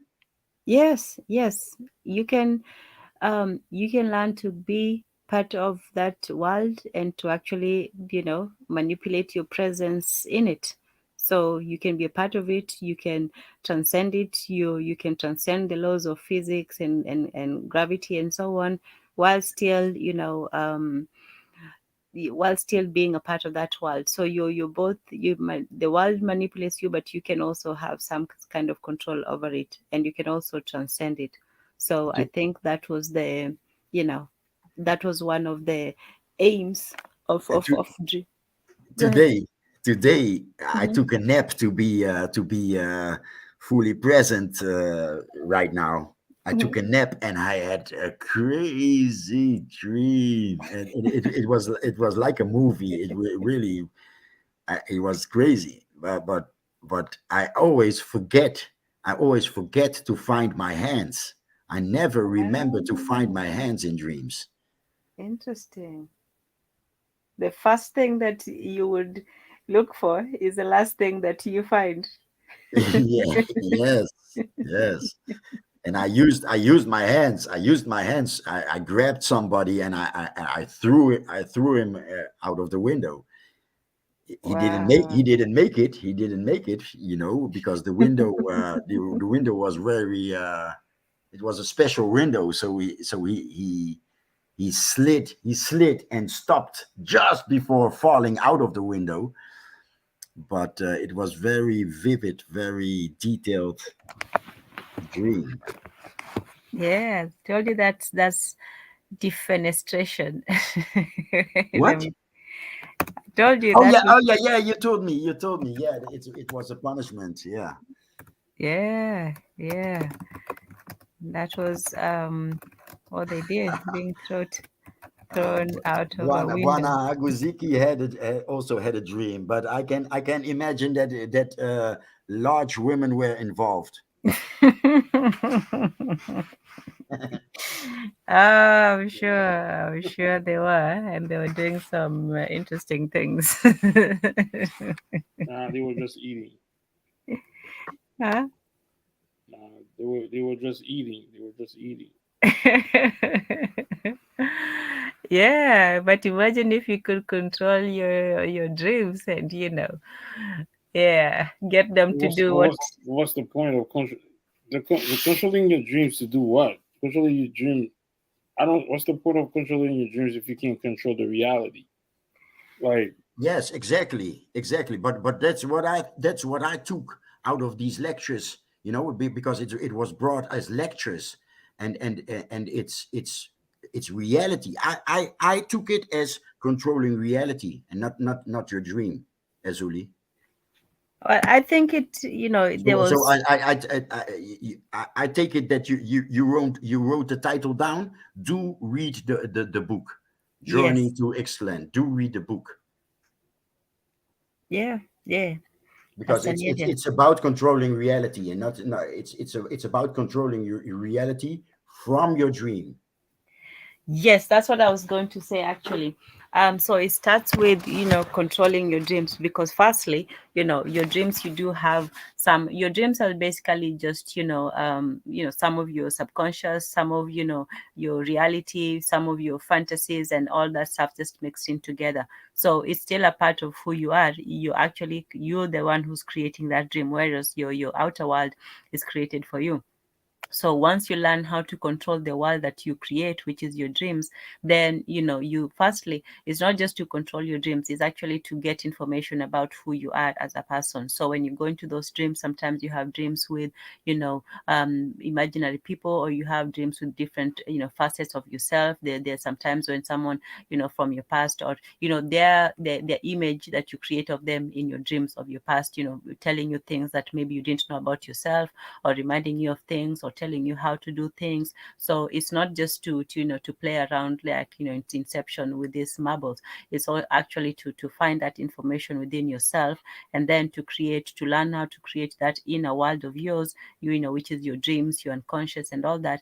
And then within that, now to use those tools to transfer them to your real life. Because let's say we dream every day, theoretically, even if you don't remember your dreams, but basically you're spending a lot of your real life in another world. You don't come out of that remembering anything, or even learning any lessons. It's just basically a waste of your life, to be sleeping. So instead of just wasting it, you use that time to go more into your subconscious, into your conscious, into who you are as a person, and to use that to bring that back into your real life. So it's basically almost like removing those hard walls between reality and dreaming. So you can be in real life, but you know that you're in a dream, and you can also take those powers that you have in your dream and that information back into your real life, to strengthen now your waking mind. So your waking mind is also going to have those powers of your dream, because now you have information going on both sides. So yeah, it's firstly to gain control of your inner self, and then with that to also affect your outer world. These to get back to the subject, Mm-hmm. these ancient civilizations, did they control their dreams to know? For example, the Dogon. How did they know that the center of the star system is a double star? Did they go there by their dreams? That could have been part of that astral astral travel. And it's funny that and I know it's a cartoon, but they put so much into it. But there was a whole episode on American Dad about astral traveling. But that's part of also the dreaming. So the dreaming is you go in your inner world, which you create, but you also once get control of your inner world, you can also project yourself. Because the funny thing about a dream, and I'm not sure what a falling in a dream mean. I'm not good at interpretations, but in the dream world, the laws of physics do not really work as in the real world. So sometimes you can find yourself, oh, I was in a jungle, and the next thing you're sailing on a boat or whatever. So time and physics and gravity do not really work as in your real life, in the normal life. So with that in mind, you can actually get to a point where you have the power to actually transcend different realms. It doesn't come easily, and it has a lot of training with it. But people have talked about moving even on Earth. You can go from, let's say, from this place and find yourself in the middle of the ocean, or find yourself looking down from the skies and looking down on Earth. So the limitations that the material world hold do not necessarily have it the same in the dream world. So it allows people to travel to different places, or different realms and so on. Yeah, astral projection. Thank you, Wanahaguzuki. Yes. So, when it comes to that, we don't really know the rules of that plane. We don't really know, how things move from one place to another. But if you had the power, you could go to different realms. You could travel to different places. You could even travel to different times of your life. Let's say you can go back to when you were 6 years old in your first classroom. Oh, I never thought of that. Hmm. I Yeah. really need to find. I really need to find my hands, man. Find your hands, so they find your hands. Hello, hello. Hello, guys. Respect, guys. Amani, everyone. Amani. I wanted to say a good movie on astral projection is, I don't know if you all ever saw this movie called Doctor Sleep. Mm-mm. It's from an old movie called The Shining. Yeah, anyone see The Shining before? It's like a Yes, horror movie. Yeah, yes, I know of The Shining. it's the new version of The Shining. It's called Doctor Sleep, and Doctor Sleep. Oh, yeah, okay. it's like a new movie from what's his Kubrick?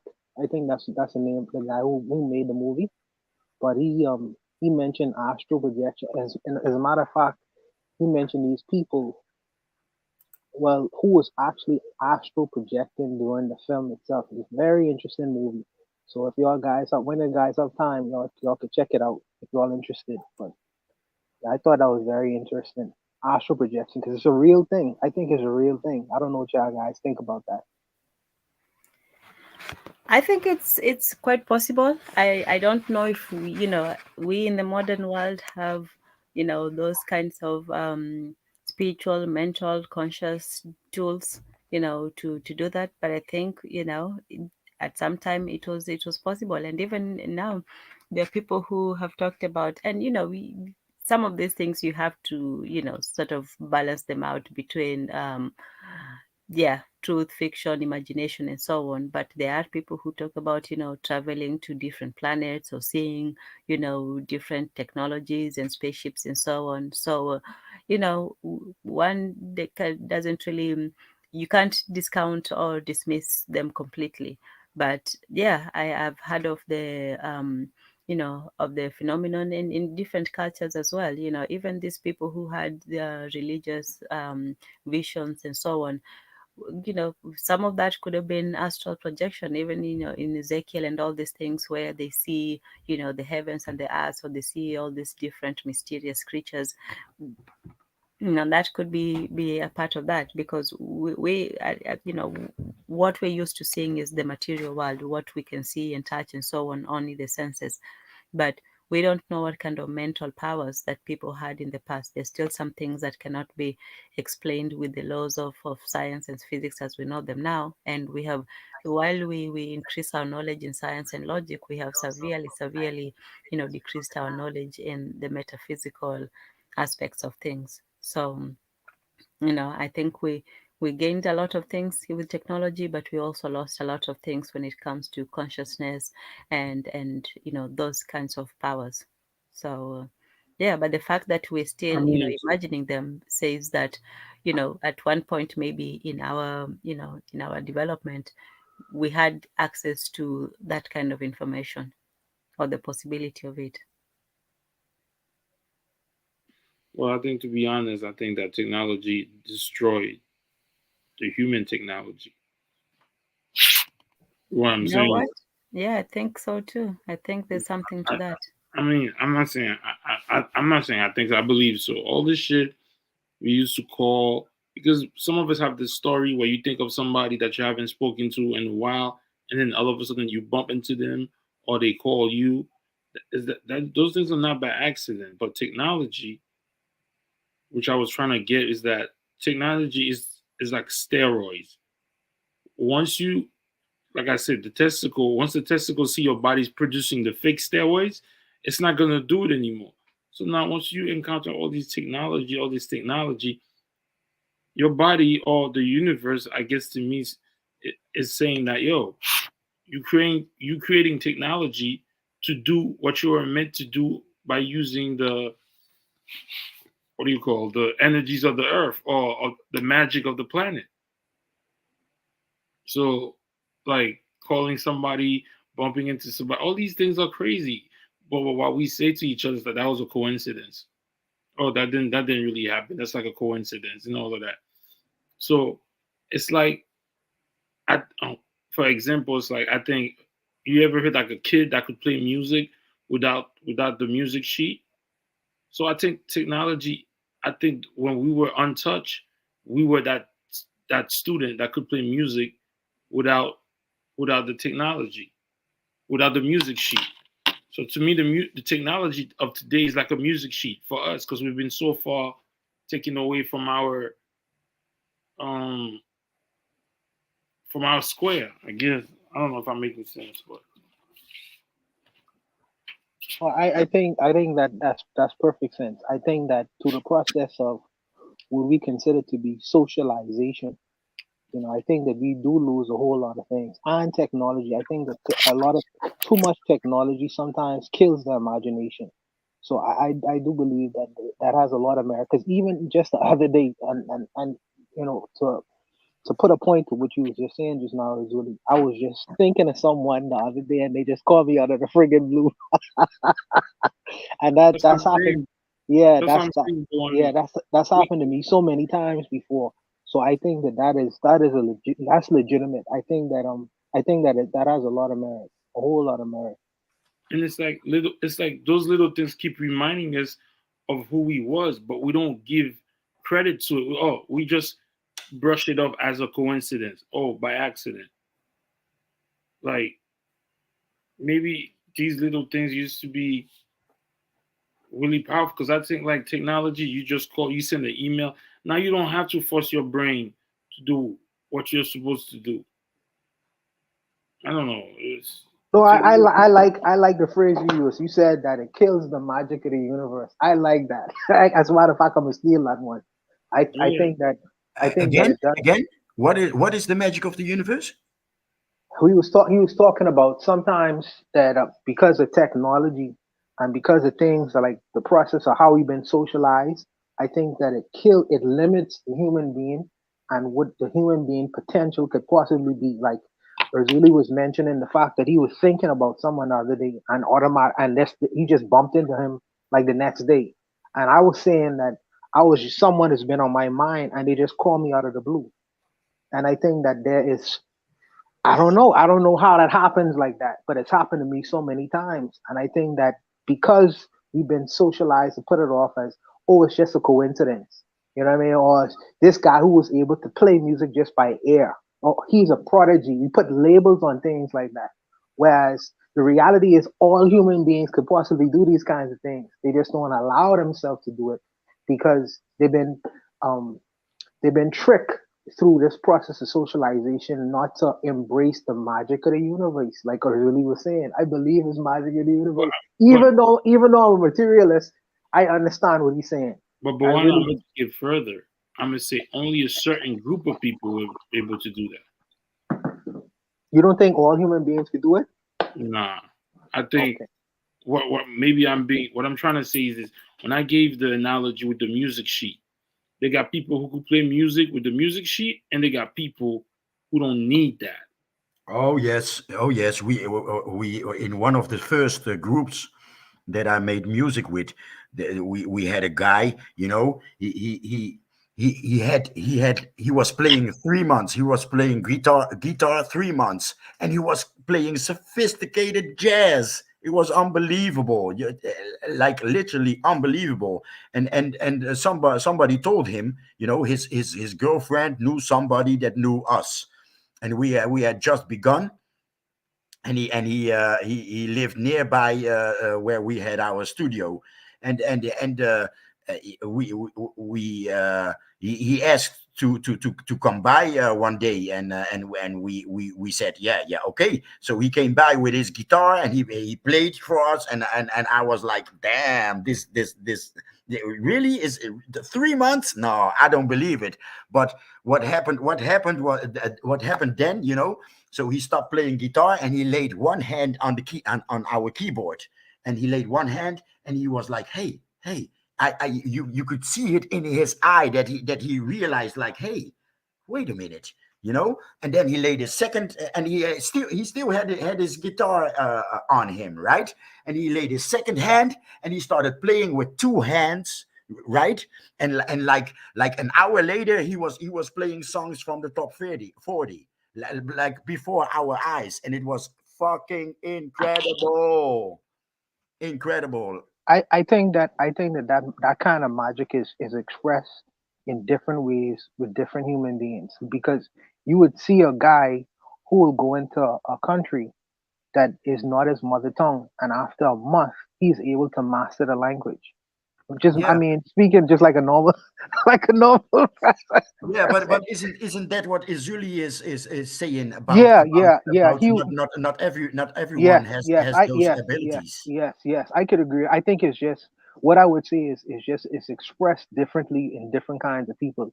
Like some people could do it through music. There are some people who could do it through languages. I think it's just that gift the universe gives just different human beings, just a different skill set. But I think that all of us have that kind of magic though. But it's just expressed differently, you know?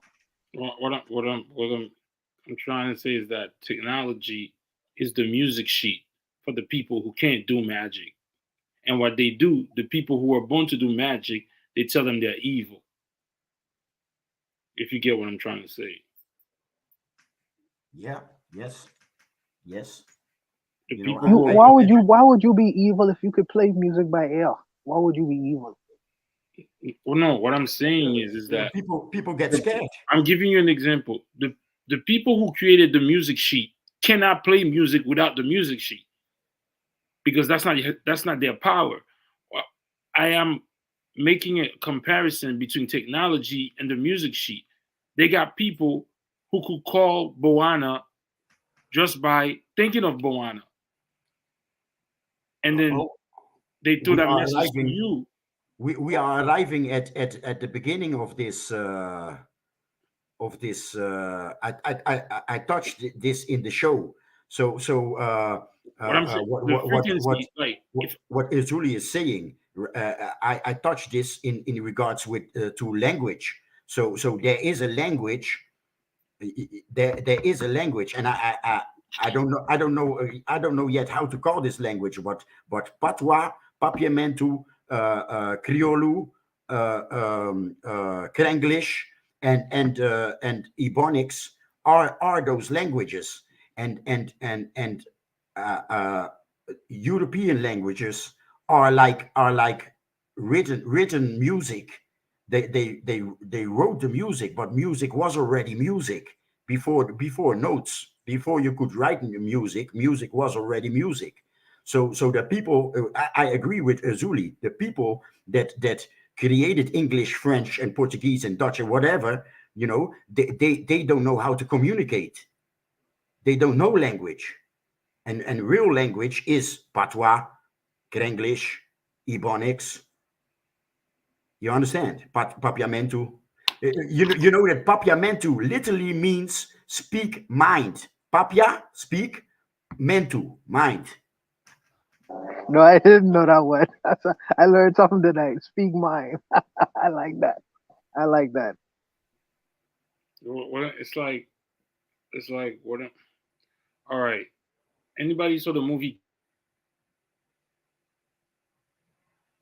Did anybody watch the movie Get Out? Mm-hmm. Yeah. The movie Get Out, they would switch your brain with another person's brain to take your body, meaning you be in the body, but somebody else will be out. So, to, but in real life, if we use Vodun, and Vodun, another spirit could come in your body, of your body. So I'm saying that we were magical. The people create technology to be magical. So I'm comparing that to a music player, or or or like somebody who knows how to dance. Like a kid, somebody who knows how to dance will just move his body and rhythm and will be one with the music. But another person who can't do that, you have to teach them how to do that. If you guys understand what I'm trying to say. Yeah. Yeah, for me, everything. For me, what's written down, it's everything is technology, and that starts not just from the most natural and basic thing is meaning and understanding. If you can convey, your meaning and somebody can understand it, then that is the entirety of human interaction. That's the beginning and then the aim. So when that is not possible, then you have to put down the first technology. To me, is a written script. So now you have to put your sounds down on a piece of paper. That becomes, your first technology. Nothing wrong with that. I'm not saying all technology is bad, but technology is putting something in a natural way, something that we used to do naturally. So we're used to conveying meanings, but now we have to convey it through, a piece of paper. Not always, we can still speak to each other, but now, it takes a piece of paper to convey it. Same thing with music. We can make music without, writing it down and so on. But for some people, because it was not natural, creativity and imagination was not natural to them, technology replaces that natural inclination. So everything has to be standardized and, put into, these rules and regulations. And earlier we were talking with Jose also about the rules of language, about grammar and vocabulary and all these things. And before, we didn't need to write down language to speak. We don't need to write down to have an alphabet and all these, ways of expressing it in order to actually convey meaning. People can convey meaning even just with sounds. There are people who only convey, not only, but who convey meaning through sounds, either, shrieks and shouts and so on, and these things that may seem primitive to the rest of us.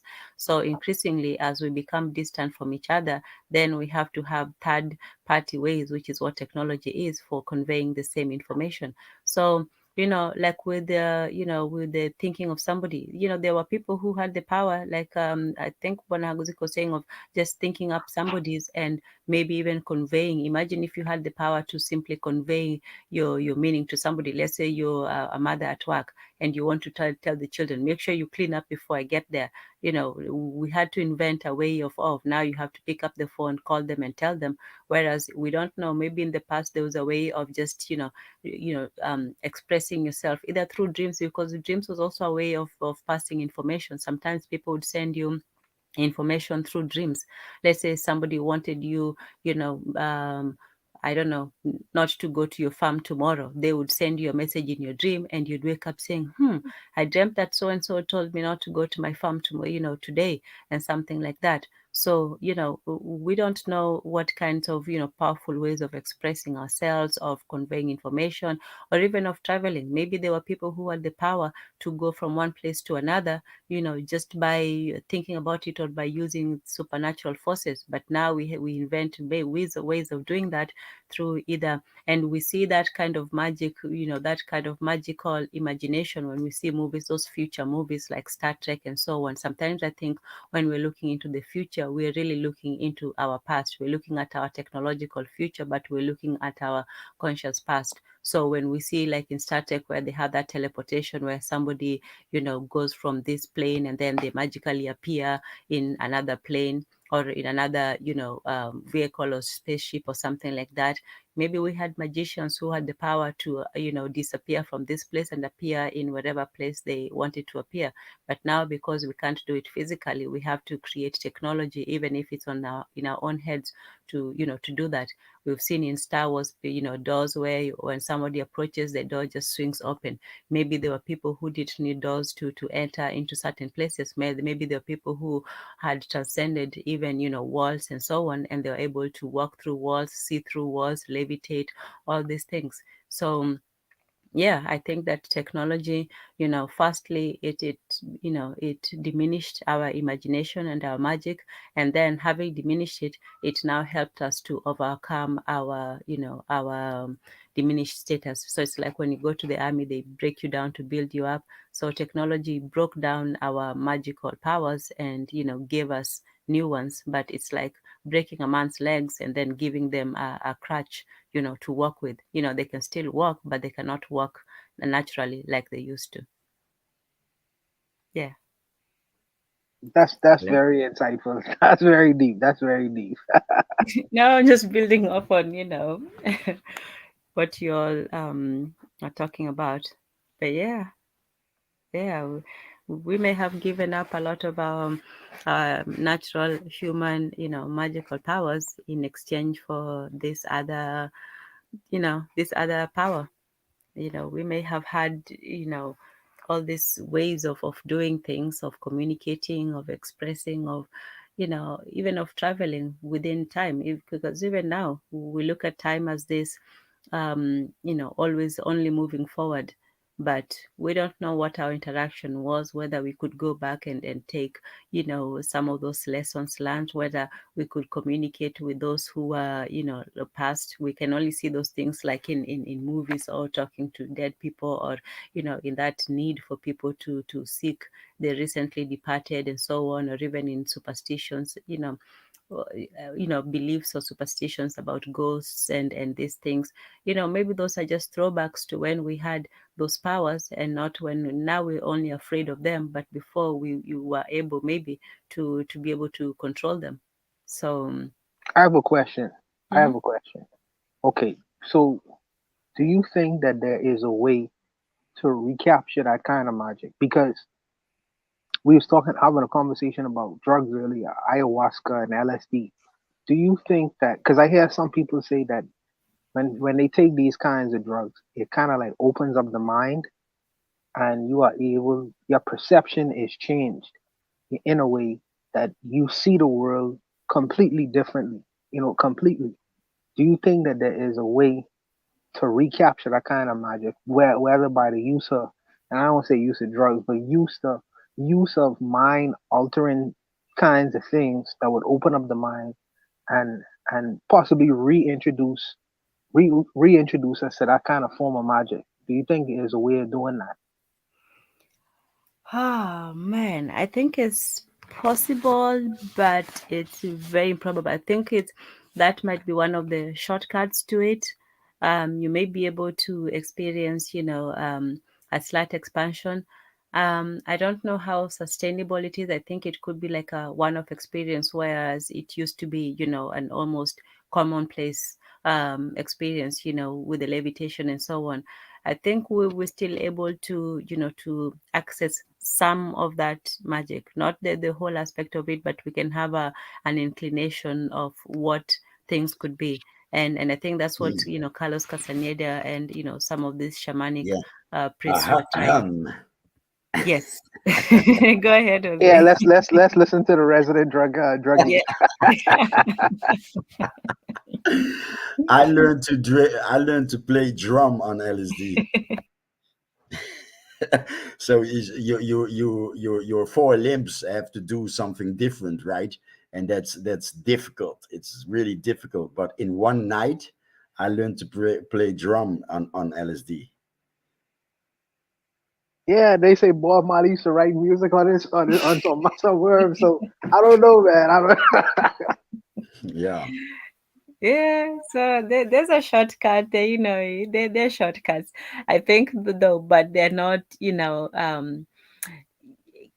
only seeing a little taste of it, and unless you sustain it, or you keep. That's why, meditation and things like that, there's still ways of accessing some aspect of it, not the full range, but we can have some idea of what we could have been if we tapped into the full spectrum, that full, yeah, vibrational You spectrum. don't I don't believe that you can't tap into it, but and wait till you have to tap into it. You have to give up the steroids. Meaning you have to give up all the bullshit that we have that are hindering it. So you can't if there's people who still do it. If there's people on this earth that could still do that, Hmm. I mean you could recapture it. But I don't think black people want to do that because they think that's number one, they've been told it's evil, it's dirt, it's not, and number two, black people are so invested into technology and into being civilized. They Yeah. don't understand that being civilized is really being uncivilized. So Yes. civilization is not, when you're civilized, you disconnect from the earth. You're not connected to the earth. So black people don't want to go back into the forest. Black people don't want to go back to the trees, to the waters. All black people want to do is stay on Instagram, YouTube, drive Rolls Royce, get three houses, make money. So all these things have nothing to do with that. To be connected to the earth, you don't need all of that. But everybody's mind has been brainwashed to thinking this is in that and the third. So until you want to do that, you will never go back, because in your mind is you want to get materialistic gain, super materialistic. Oh, I want to get 3 houses. I want to do this. I want to get this. Yo, if fucking dolphins and fucking whales could connect, could send each other frequencies, and you're supposed to be the top dog out of all these animals, and you can't do that. Yeah, yeah, I fully agree. But you know, I used to be a quote unquote conscious. You know, I used to, you know, LSD, etc., etc. I had, and I believe I still have it, a little pocket book. So when my environment came up with some kind of drugs or bullshit, you know, and it's called drugs, and I hope my Cape Verdean community doesn't hear it, but because then I'm really the crazy guy, right? but I used to be sort of a conscious user. I had my pocket book, and when my environment, when somebody came up with something, you know, ecstasy or cocaine or speed or whatever, I would say no. I would get my pocket book, you know, me and my partner back then. And we would read the book first, and then decide yes or no, and most of the time it's no. But what most of these substances would do is trigger something that your mind already has, right? So yeah, I agree 100% with Zuli. 100%. It's you don't need it. You know, if I would concentrate, for example, the drumming, right? So I learned to play the drum on LSD, right? So if you would really concentrate, if you would really set your mind to it, you can do it, you know. And that's the same. If you're depressed and you really set your mind to it, you can shake the depression off. It's the same thing. You don't need any type of drugs, be it drugs like drugs, or antidepressants or anything, you know. They trigger something that is already in you, and thus we are, because we live disconnected, we quote unquote need those substances, right? So I agree 100% with Izuli, you know. To have these journeys, like Carlos Castaneda, he at a certain point, at his third book, he started doubting if everything that he saw and went through with these shaman, if it was under influence of substances. And it turned out to be that a large part was he himself, by the lectures that these shaman gave him. So yeah, it's still inside of us, you know. It's in us. You don't need LSD. You don't need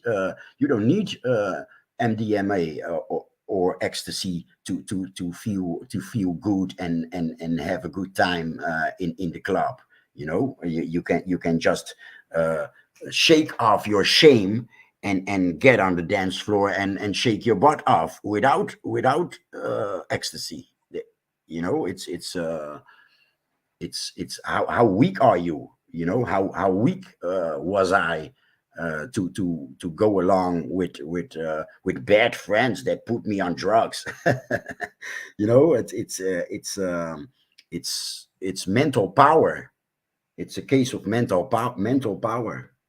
So Jose, you didn't have a better time when you was and listening to trance music on that ecstasy, jumping up and you didn't have a better time rather than just going there dry with no no ecstasy.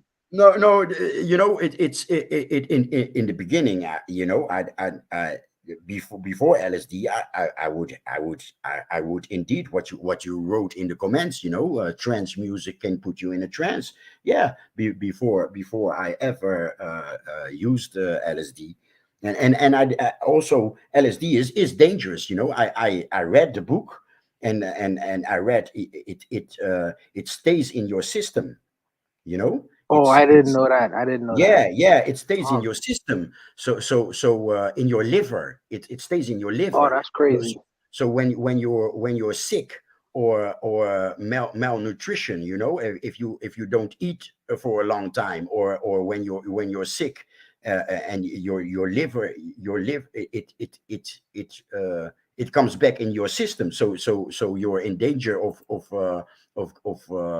tripping again when you have a flu, for example, when you have a heavy flu, or something like that. It comes back into your system. So it is yeah, accumulates in your liver. So I only used the I did it only once a year. So in total, Is it addictive? LSD. Yeah. Now everything is addictive. Everything is addictive. If you have a good trip, you want a good trip again. Everything is addictive. Food is addictive. Sex is addictive. Sorrow, even sorrow is addictive.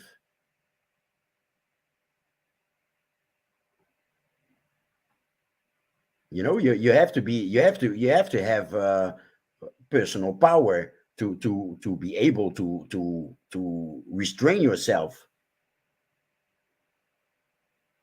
No, You know. I agree. I agree. I think that personal power is important. That's important. I agree with that.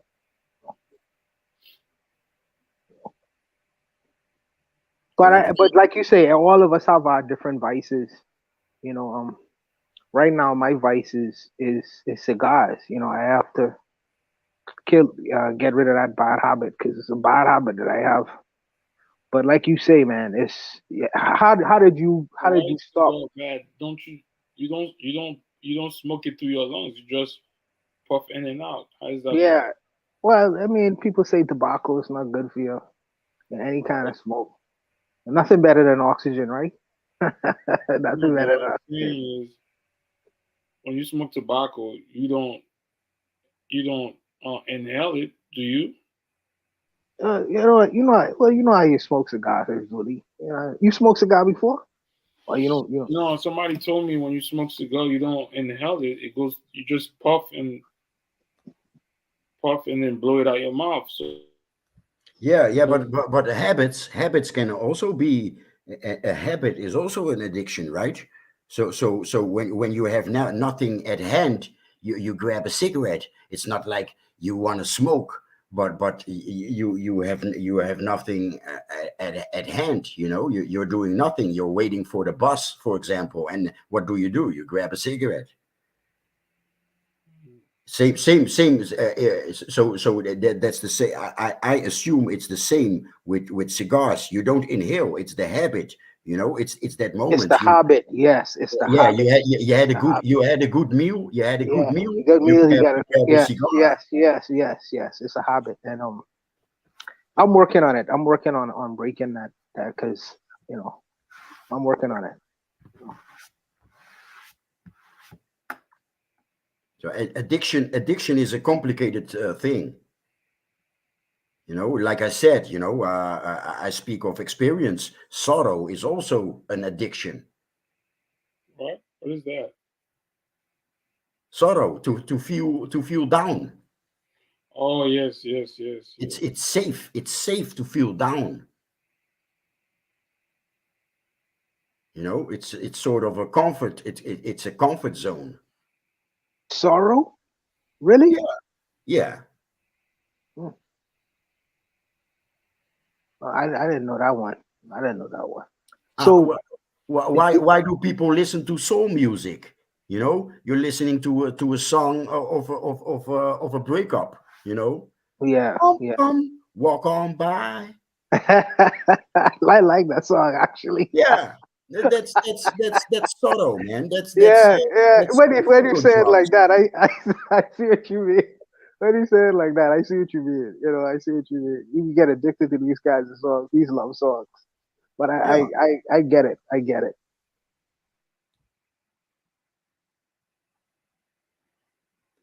Well, back to the drugs discussion. I would say this. Yeah, because Tan is a rock and roller. You don't forget, she's a rock and roller. No, all theoretical. So I would say that, like I said, they are simple. They are a shortcut, but they're not, the only way to get there. In fact, usually that was the last stage of even the shamanic people. Most of the time, even if they did use even peyote or ayahuasca or all these things, this was not like the one thing like, oh, take this and you'll have it. Even with mental problems and so on, it was firstly it was a communal thing, like they would have these dances and so on, so you'd already be in that mindset of being receptive to it. And then the second thing, there was rituals involved, sometimes even sacrifices. And then the third thing was, you didn't require it, but there were activities that you do. For example, some people did the meditation, which people can still do up to now. It's one way to just focus your mind, to make you at peace, to stabilize your frequencies, so that you're in a calm state, and more and willing to receive whatever information that comes to you. So I think it was a combination of things. We're only left with the drugs and the herbs, because that's the last that technology will allow us to have. There's not that communal aspect of it has been stripped away. The aspect of self reflection and meditation and so on has been reduced for most people. So we're only left with the last aspect of it. So yeah, while I think that it helped in some ways, I think that it was not really necessary. If the culture had already prepared you for that sort of thing, then you'd be better able to to access some of those things. So I don't think that is completely cut off to us. I can't say that we can fully appreciate the powers that some of those people had. And it wasn't everybody. Like I don't think everybody had the power, for example, to levitate the ESP and so on. I think it was some people, just like some people had the power of music, some people had the power of prophecy and so on. But we don't really see the heights of those power now. We can only see the hints of it. So I think that even in terms of these mental problems, some of them are social problems. Some of the times, like people with depression or anxiety or things like that, it's a lack of communalism. And you can fix it with drugs that make people feel slightly better, but the core reason for it has not been solved, which is that people have a need to commune communally. People have a need to go beyond. Such a crock of shit. What? Okay, go on, Ezuli. Tell us your wisdom. Go on. I don't know. I think Brazili was watching TV or something. I don't know. No, that Oh, was okay. No, something. It was me. Sorry. Something. okay. You That's said not it was me. all like a crock of shit. Yeah, no, Yeah, that yeah. Okay. Well, tell us your view of it. you. I mean, I just think that you know they were afraid of the. They took away our drums. They took away our religion. They took away the trees. Took away the all the thing. I think that was not by accident. By accident. To this day, they can't tell you how the pyramids were built unless they're lying. If we were so technology, if technology was so powerful today, how come they can't rebuild those? Exactly. Yes. If we're so advanced today, how can you can't rebuild those? So I don't know. The exact same way they say the pyramid are aligned with those stars or whatever they call them. Oh, they're a lot. I don't understand that. But I'm saying that technology is just a replacement for the magical powers that we used to be able to harness.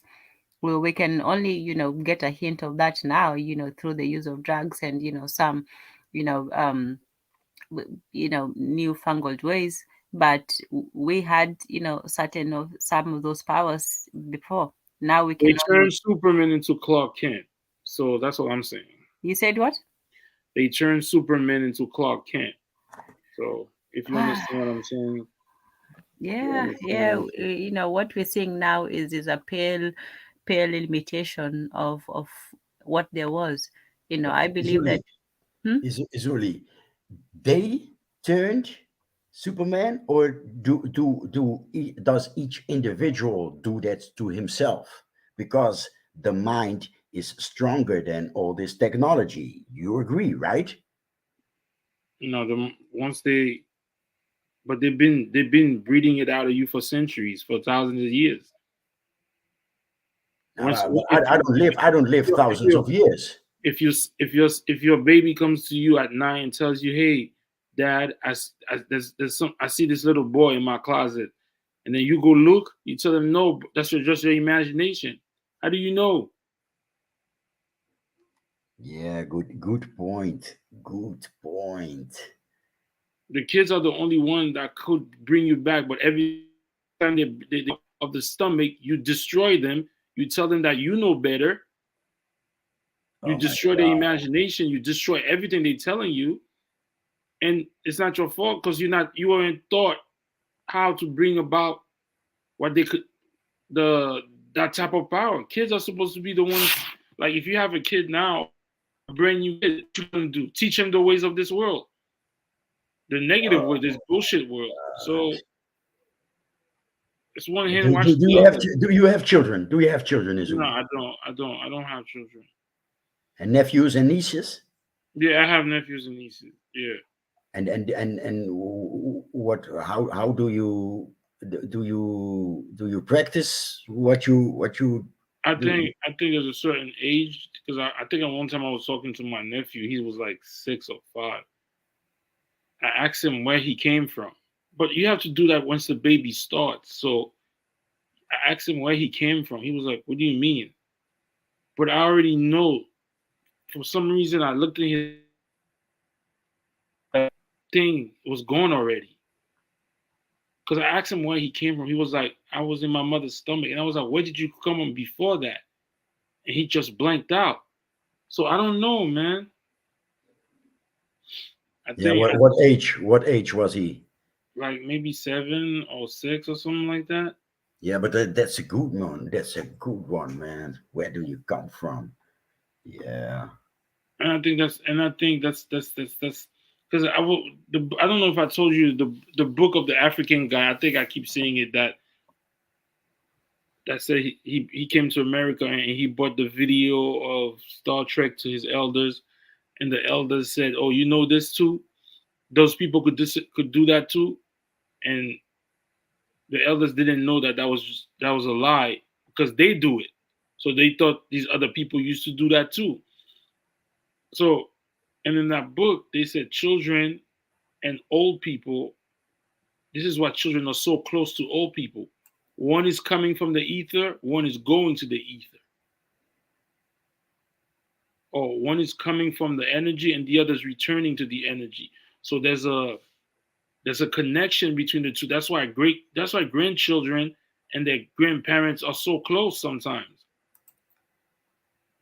But again, we don't know how to nurture that relationship. We don't get it because again, it's been bred out of us, So I don't know how to get it back or if we ever will. But I know in the way to get it, you got to get back to the mud. Like it's just retarded that we can't communicate with animals. Who would create this earth and make us unable to communicate with animals or unable to communicate with each other because we don't speak? But if we then need the language, if we could communicate mentally, we could communicate with each other. Urzuli, when you say make, help me understand something. when you say that human beings can't communicate with animals, what do you mean when you say that? Meaning that an animal, if a dog, okay, meaning that if you walk up on a lion, he don't know what you want, you don't know what he want. There's gonna be some aggression between the two, but they have those unspoken communication that I think we used to have. That you could tell a lion, "I'm just passing here to go to the river," or maybe a lion could come up to you and be like, "Hey, my baby's the lioness is giving birth and it's not going well." I'm saying, how could we be put on this planet with all these different species and we can't communicate? And You have okay. to bring it closer, if I lived in Haiti and I met you for the first time, I could never communicate with you because I speak a different language. If I didn't know if I met 10 and 10 was in Kenya and they just dropped me in Kenya and I spoke Haitian, I could not communicate with 10. That makes no sense. Something happened. Do you know? Okay, I hear what you're saying. I hear that. Okay, but my question. Okay, I watch some people who they call them animal lovers, like dog lovers, cat lovers, and things like that. Now I watch cat come up to the human being and start crying, and then the human being say, well, "What you want? You want some water?" And then the animal person would put out a bowl of water, and the animal would drink it. And I watch animals come up to their owners and like be so happy and ecstatic to see them, and the human being is talking and say, "Hey, how you doing?" And then I watch them do that repeatedly. They would even if they read the animal would even know when the car is coming into the driveway, and they would see the human and the human and the animal would like it's like the animal embracing the human and the human embracing the animal, though they can't speak the same language, oral language. If the sentiment carries over, it's almost like there's an understanding between the four-legged animal and the two-legged animal. Because I believe the human beings are animals. But that happens when the animal's been living with you for a minute. There's a connection. Yes. I'm talking about if you walk down the street and you see a dog coming, a bulldog or a pit bull, you're gonna be apprehensive. You're gonna be like, "Oh shit, what is that?" What I'm saying is, how could we be put on a place where people can't speak the same language if they came from different areas? Animals can't speak to the same language with us. We are this planet. When you look at it, it's so like what is going on? If you're from the Bahamas and I'm from England, or and I'm if you're from I can't use you because we all speak English. But if I'm from Haiti and somebody's from Australia and we meet, we're not gonna be able to communicate and understand each other. Let me ask you another question. Okay, so the I think that what you're saying is we may not be able to communicate orally because we don't speak the same language, but there's other I communicate not only through my words, but I communicate through my hands. I communicate through my face, my facial expressions. I communicate, and these things are universal. A person from Australia, that when their face is sad, they are able they express with their face sadness, and even though I'm from the Bahamas, I understand that expression because we probably have the same kind of expression when they are angry. From their face, I'll be able to tell that they're angry because I have the same expression in my face. So although we don't speak the same physical oral language, there are things we are communicating through our body language because the body has a language itself, and I believe that that language is universal. So even though we may not be able to like verbally speak the same language, we are still expressing through our body language a communication that is common. I believe. I get what you're saying, but that's not efficient. That's not efficient. And eventually, you will have to create. If we operate where we are right now, eventually you will have to create words to communicate. You're gonna point to your mouth and you're gonna say, in my language, we say mouth. What do you say in your language? And he might say, well, he's in language. And this is because I was reading somewhere that language that's in Africa, when they talk, that language is mixed with real vibration. And I read, I forget, I gotta get that video. They were saying that that's the real language when you speak with the Yes. Tosa, something like that. when South Africa, yeah.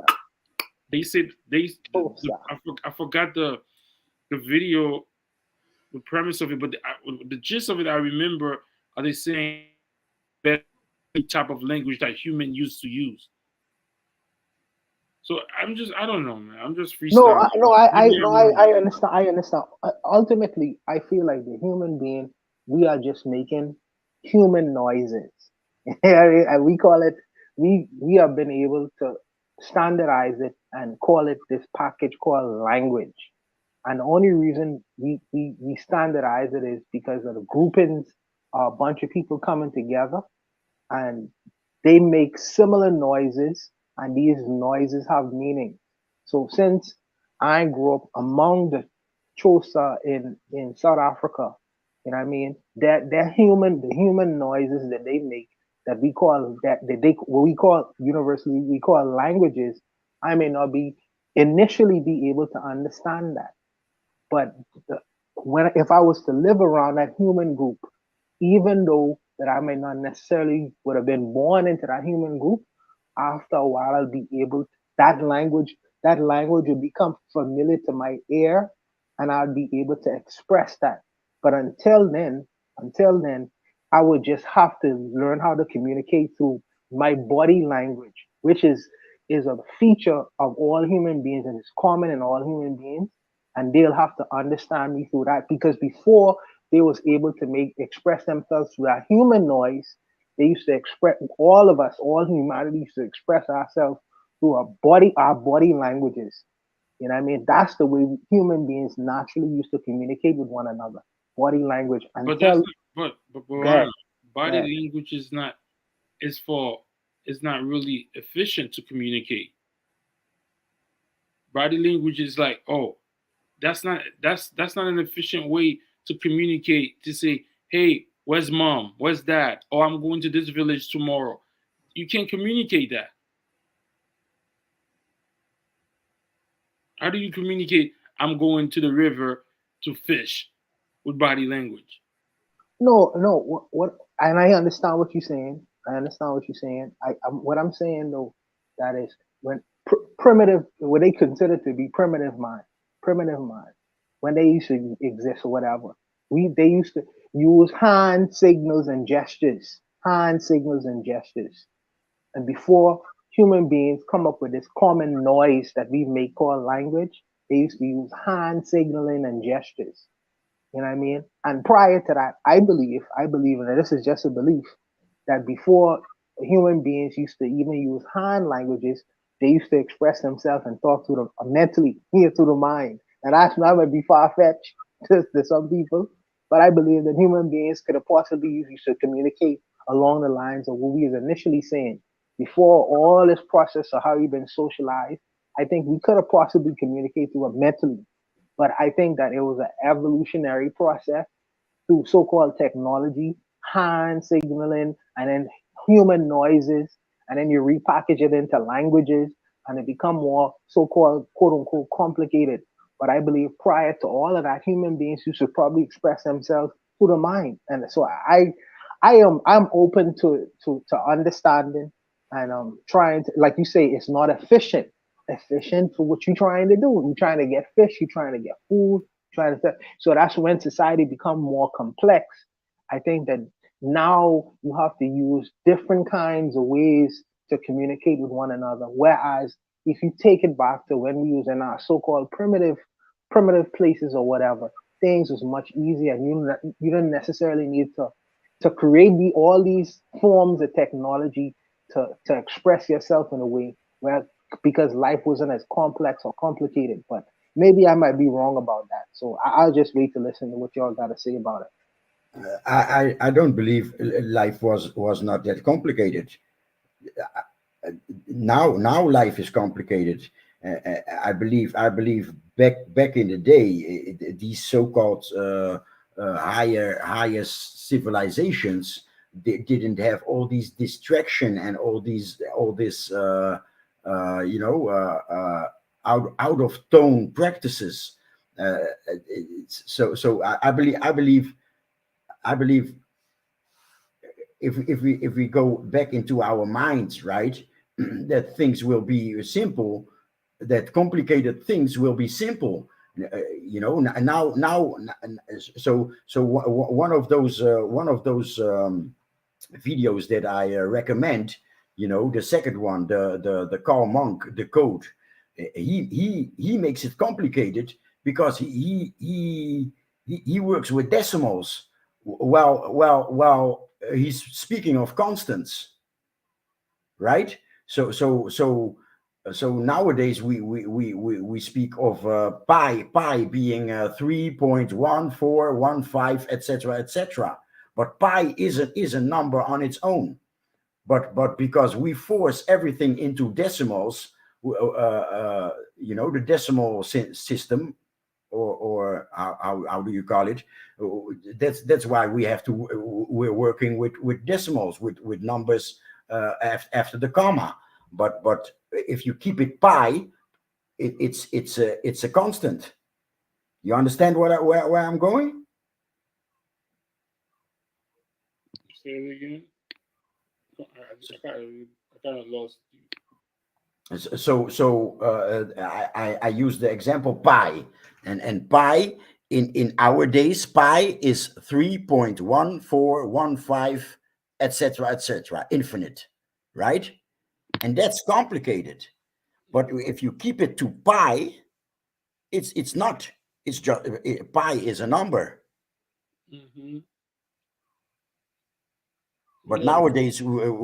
nowadays we take the decimal system as the pivot, and that's why it's complicated. That's why children have a hard time at school to understand geometry and trigonometry and whatever. Okay. I think also they forgot that it's also a relation. It's mathematics is simply a relationship between numbers. So pi is just the relationship between the radius and the circumference. That's all it is. It's the if your radius is 1, what's your circumference? So 3 pi r, it's 22. Let's say your circumference, the numbers that they decided to relate between the radius and the circumference is 22 divided by 7, and that will give you the pi. So your circumference is 22, your radius is a 7, and that gives you pi, the 22 divided by 7. So everything is simply about relations. Even the whole formulas, Pythagorean, and all that is a relationship between the angles in uh, square and a 90-degree triangle, and so on. So formulas are not just a handy way of memorizing things. It's just relationship between two numbers. So we forgot that what was the important thing was how things related to each other, and that also includes human beings, how we relate to each other, how sound relates to music, order and chaos, and so on. So while our education teaches us the fundamentals, it doesn't really teach us the relations. And I think that's one of the reasons why even us as human beings have forgotten about our relationship with each other.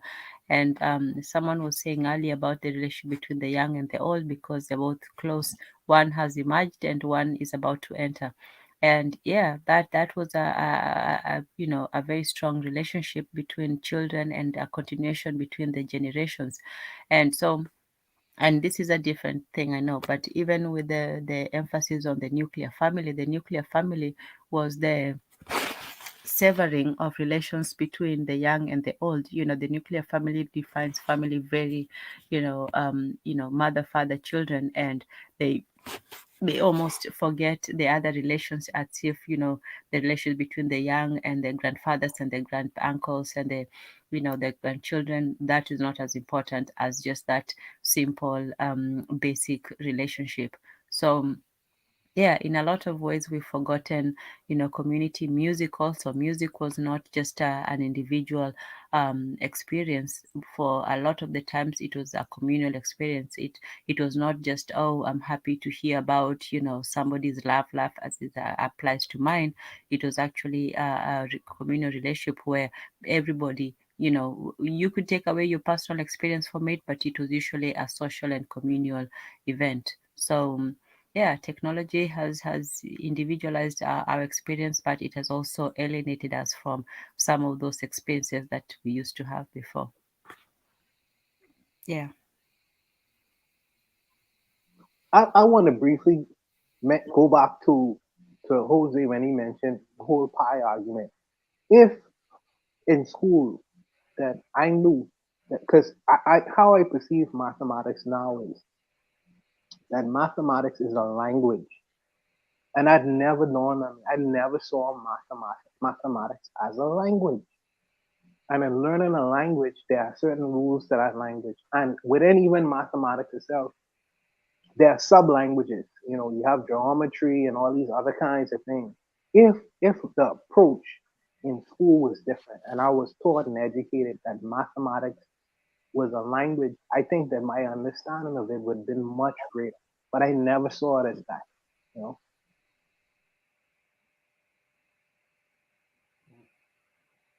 Yeah, Well, you know, I I at school I didn't understand shit, you know, and afterwards everything fell into place when I dug into these machines, in the studio. I understood uh, math. I understood math in practice, you know, the waveforms, how synthesizers created waveforms. I understood it is all math, and and and I in my 20s I blamed my teachers for not being able to communicate, right?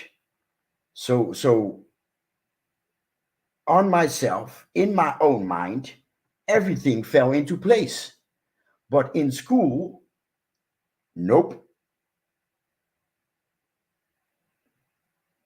I think that that's my biggest issue. I think that if teachers are able to convey the practical application of the language of mathematics, then it would click in the minds of a whole lot of people. But I think it's intentional not to show people how it's applicable in a practical sense. Like you say, when in your when you was an adult, you was able to see, as far as your profession is concerned, how the practical effect of mathematics, and then it suddenly dawned on you, oh, this is what they really mean. And I think that if teachers had the capacity or have the ability, because maybe they are poor at the language of math as well, and that's why they can't relate it in a way to show their children how practical it is in real life experiences. So that's the reason why I feel like a lot of us did so poorly at it. And I think that if they would have been able to show us the practical application and the side of mathematics, I think that you would see a whole lot of brilliant people at that language. but they already told you. Like, I think what we don't understand is that when you look at the matrix, when you see the matrix, don't you see its numbers? I think the world runs on math. They just hid it from us. The whole world runs on math. If you look at all the Absolutely, absolutely, if you absolutely.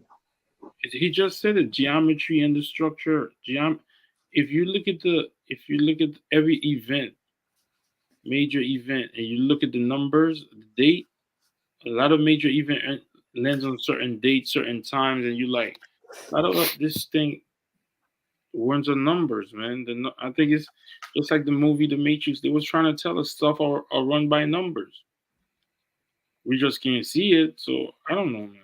Maybe I'm just bullshit. Numbers I are, learned the whole idea of binary and zeros and ones. I'm telling you, it's only like long after I when came out of school and I realized, okay, this whole internet game is just zeros and ones. It's binary. It's hexadecimal. I'm like, wait a minute, it's crazy. But I understand like how Jose was saying in his DJing days how the numbers had a practical effect as far as his profession, and that to me that was just an interesting experience. But I'll stop. I'll stop. numbers are just names for numbers are just names for things. I always use this example. So a duck with 12 chicks swims into the grass, right? I don't know how you call that tall grass in rivers,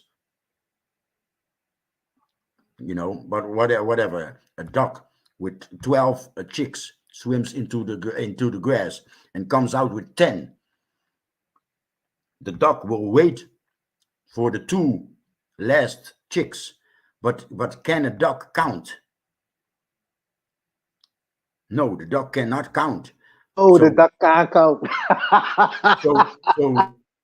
so so but the duck knows that there's two chicks missing. So numbers are just names for for things. I don't know how to call it. Numbers are just names for things. Just like Monday is a name for a day. But every day is another day, and every seventh day we call it Monday. And you understand where I'm going? Oh, that's right. You just giving it a name. You just giving it a name. you know? But it is math. It is nature.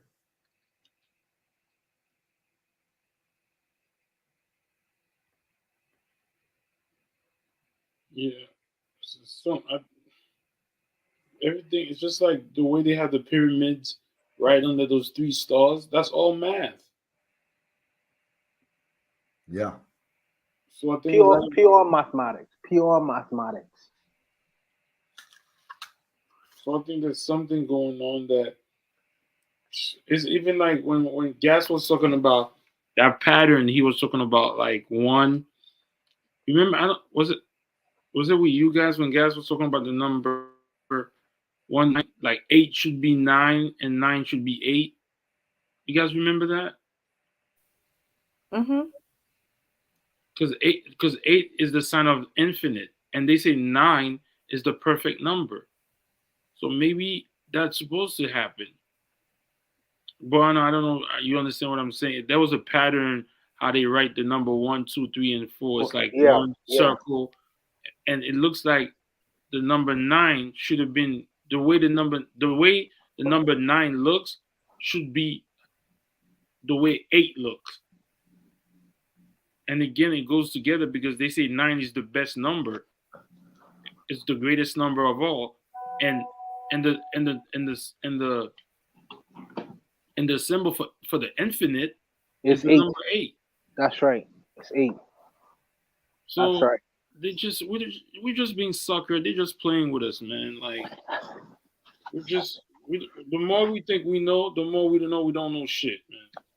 No, but when I try to listen to the discussions of people like yourself who are able to break down and deconstruct these kinds of things, because it opens you up, and because there's a lot of limitations. We've been socialized to put that box over our brain and limit us in our mental capacity and our thinking. And I think that sometimes when you ask yourself these kinds of questions, they take off that box and open you up to the limitlessness of the universe. And I think it's these kinds of discussions need to be had, man. They're very interesting, you know.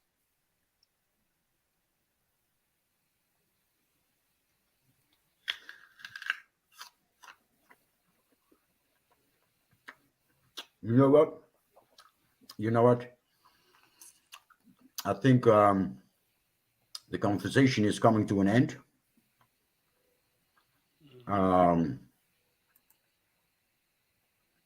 Yeah, Good yeah, points.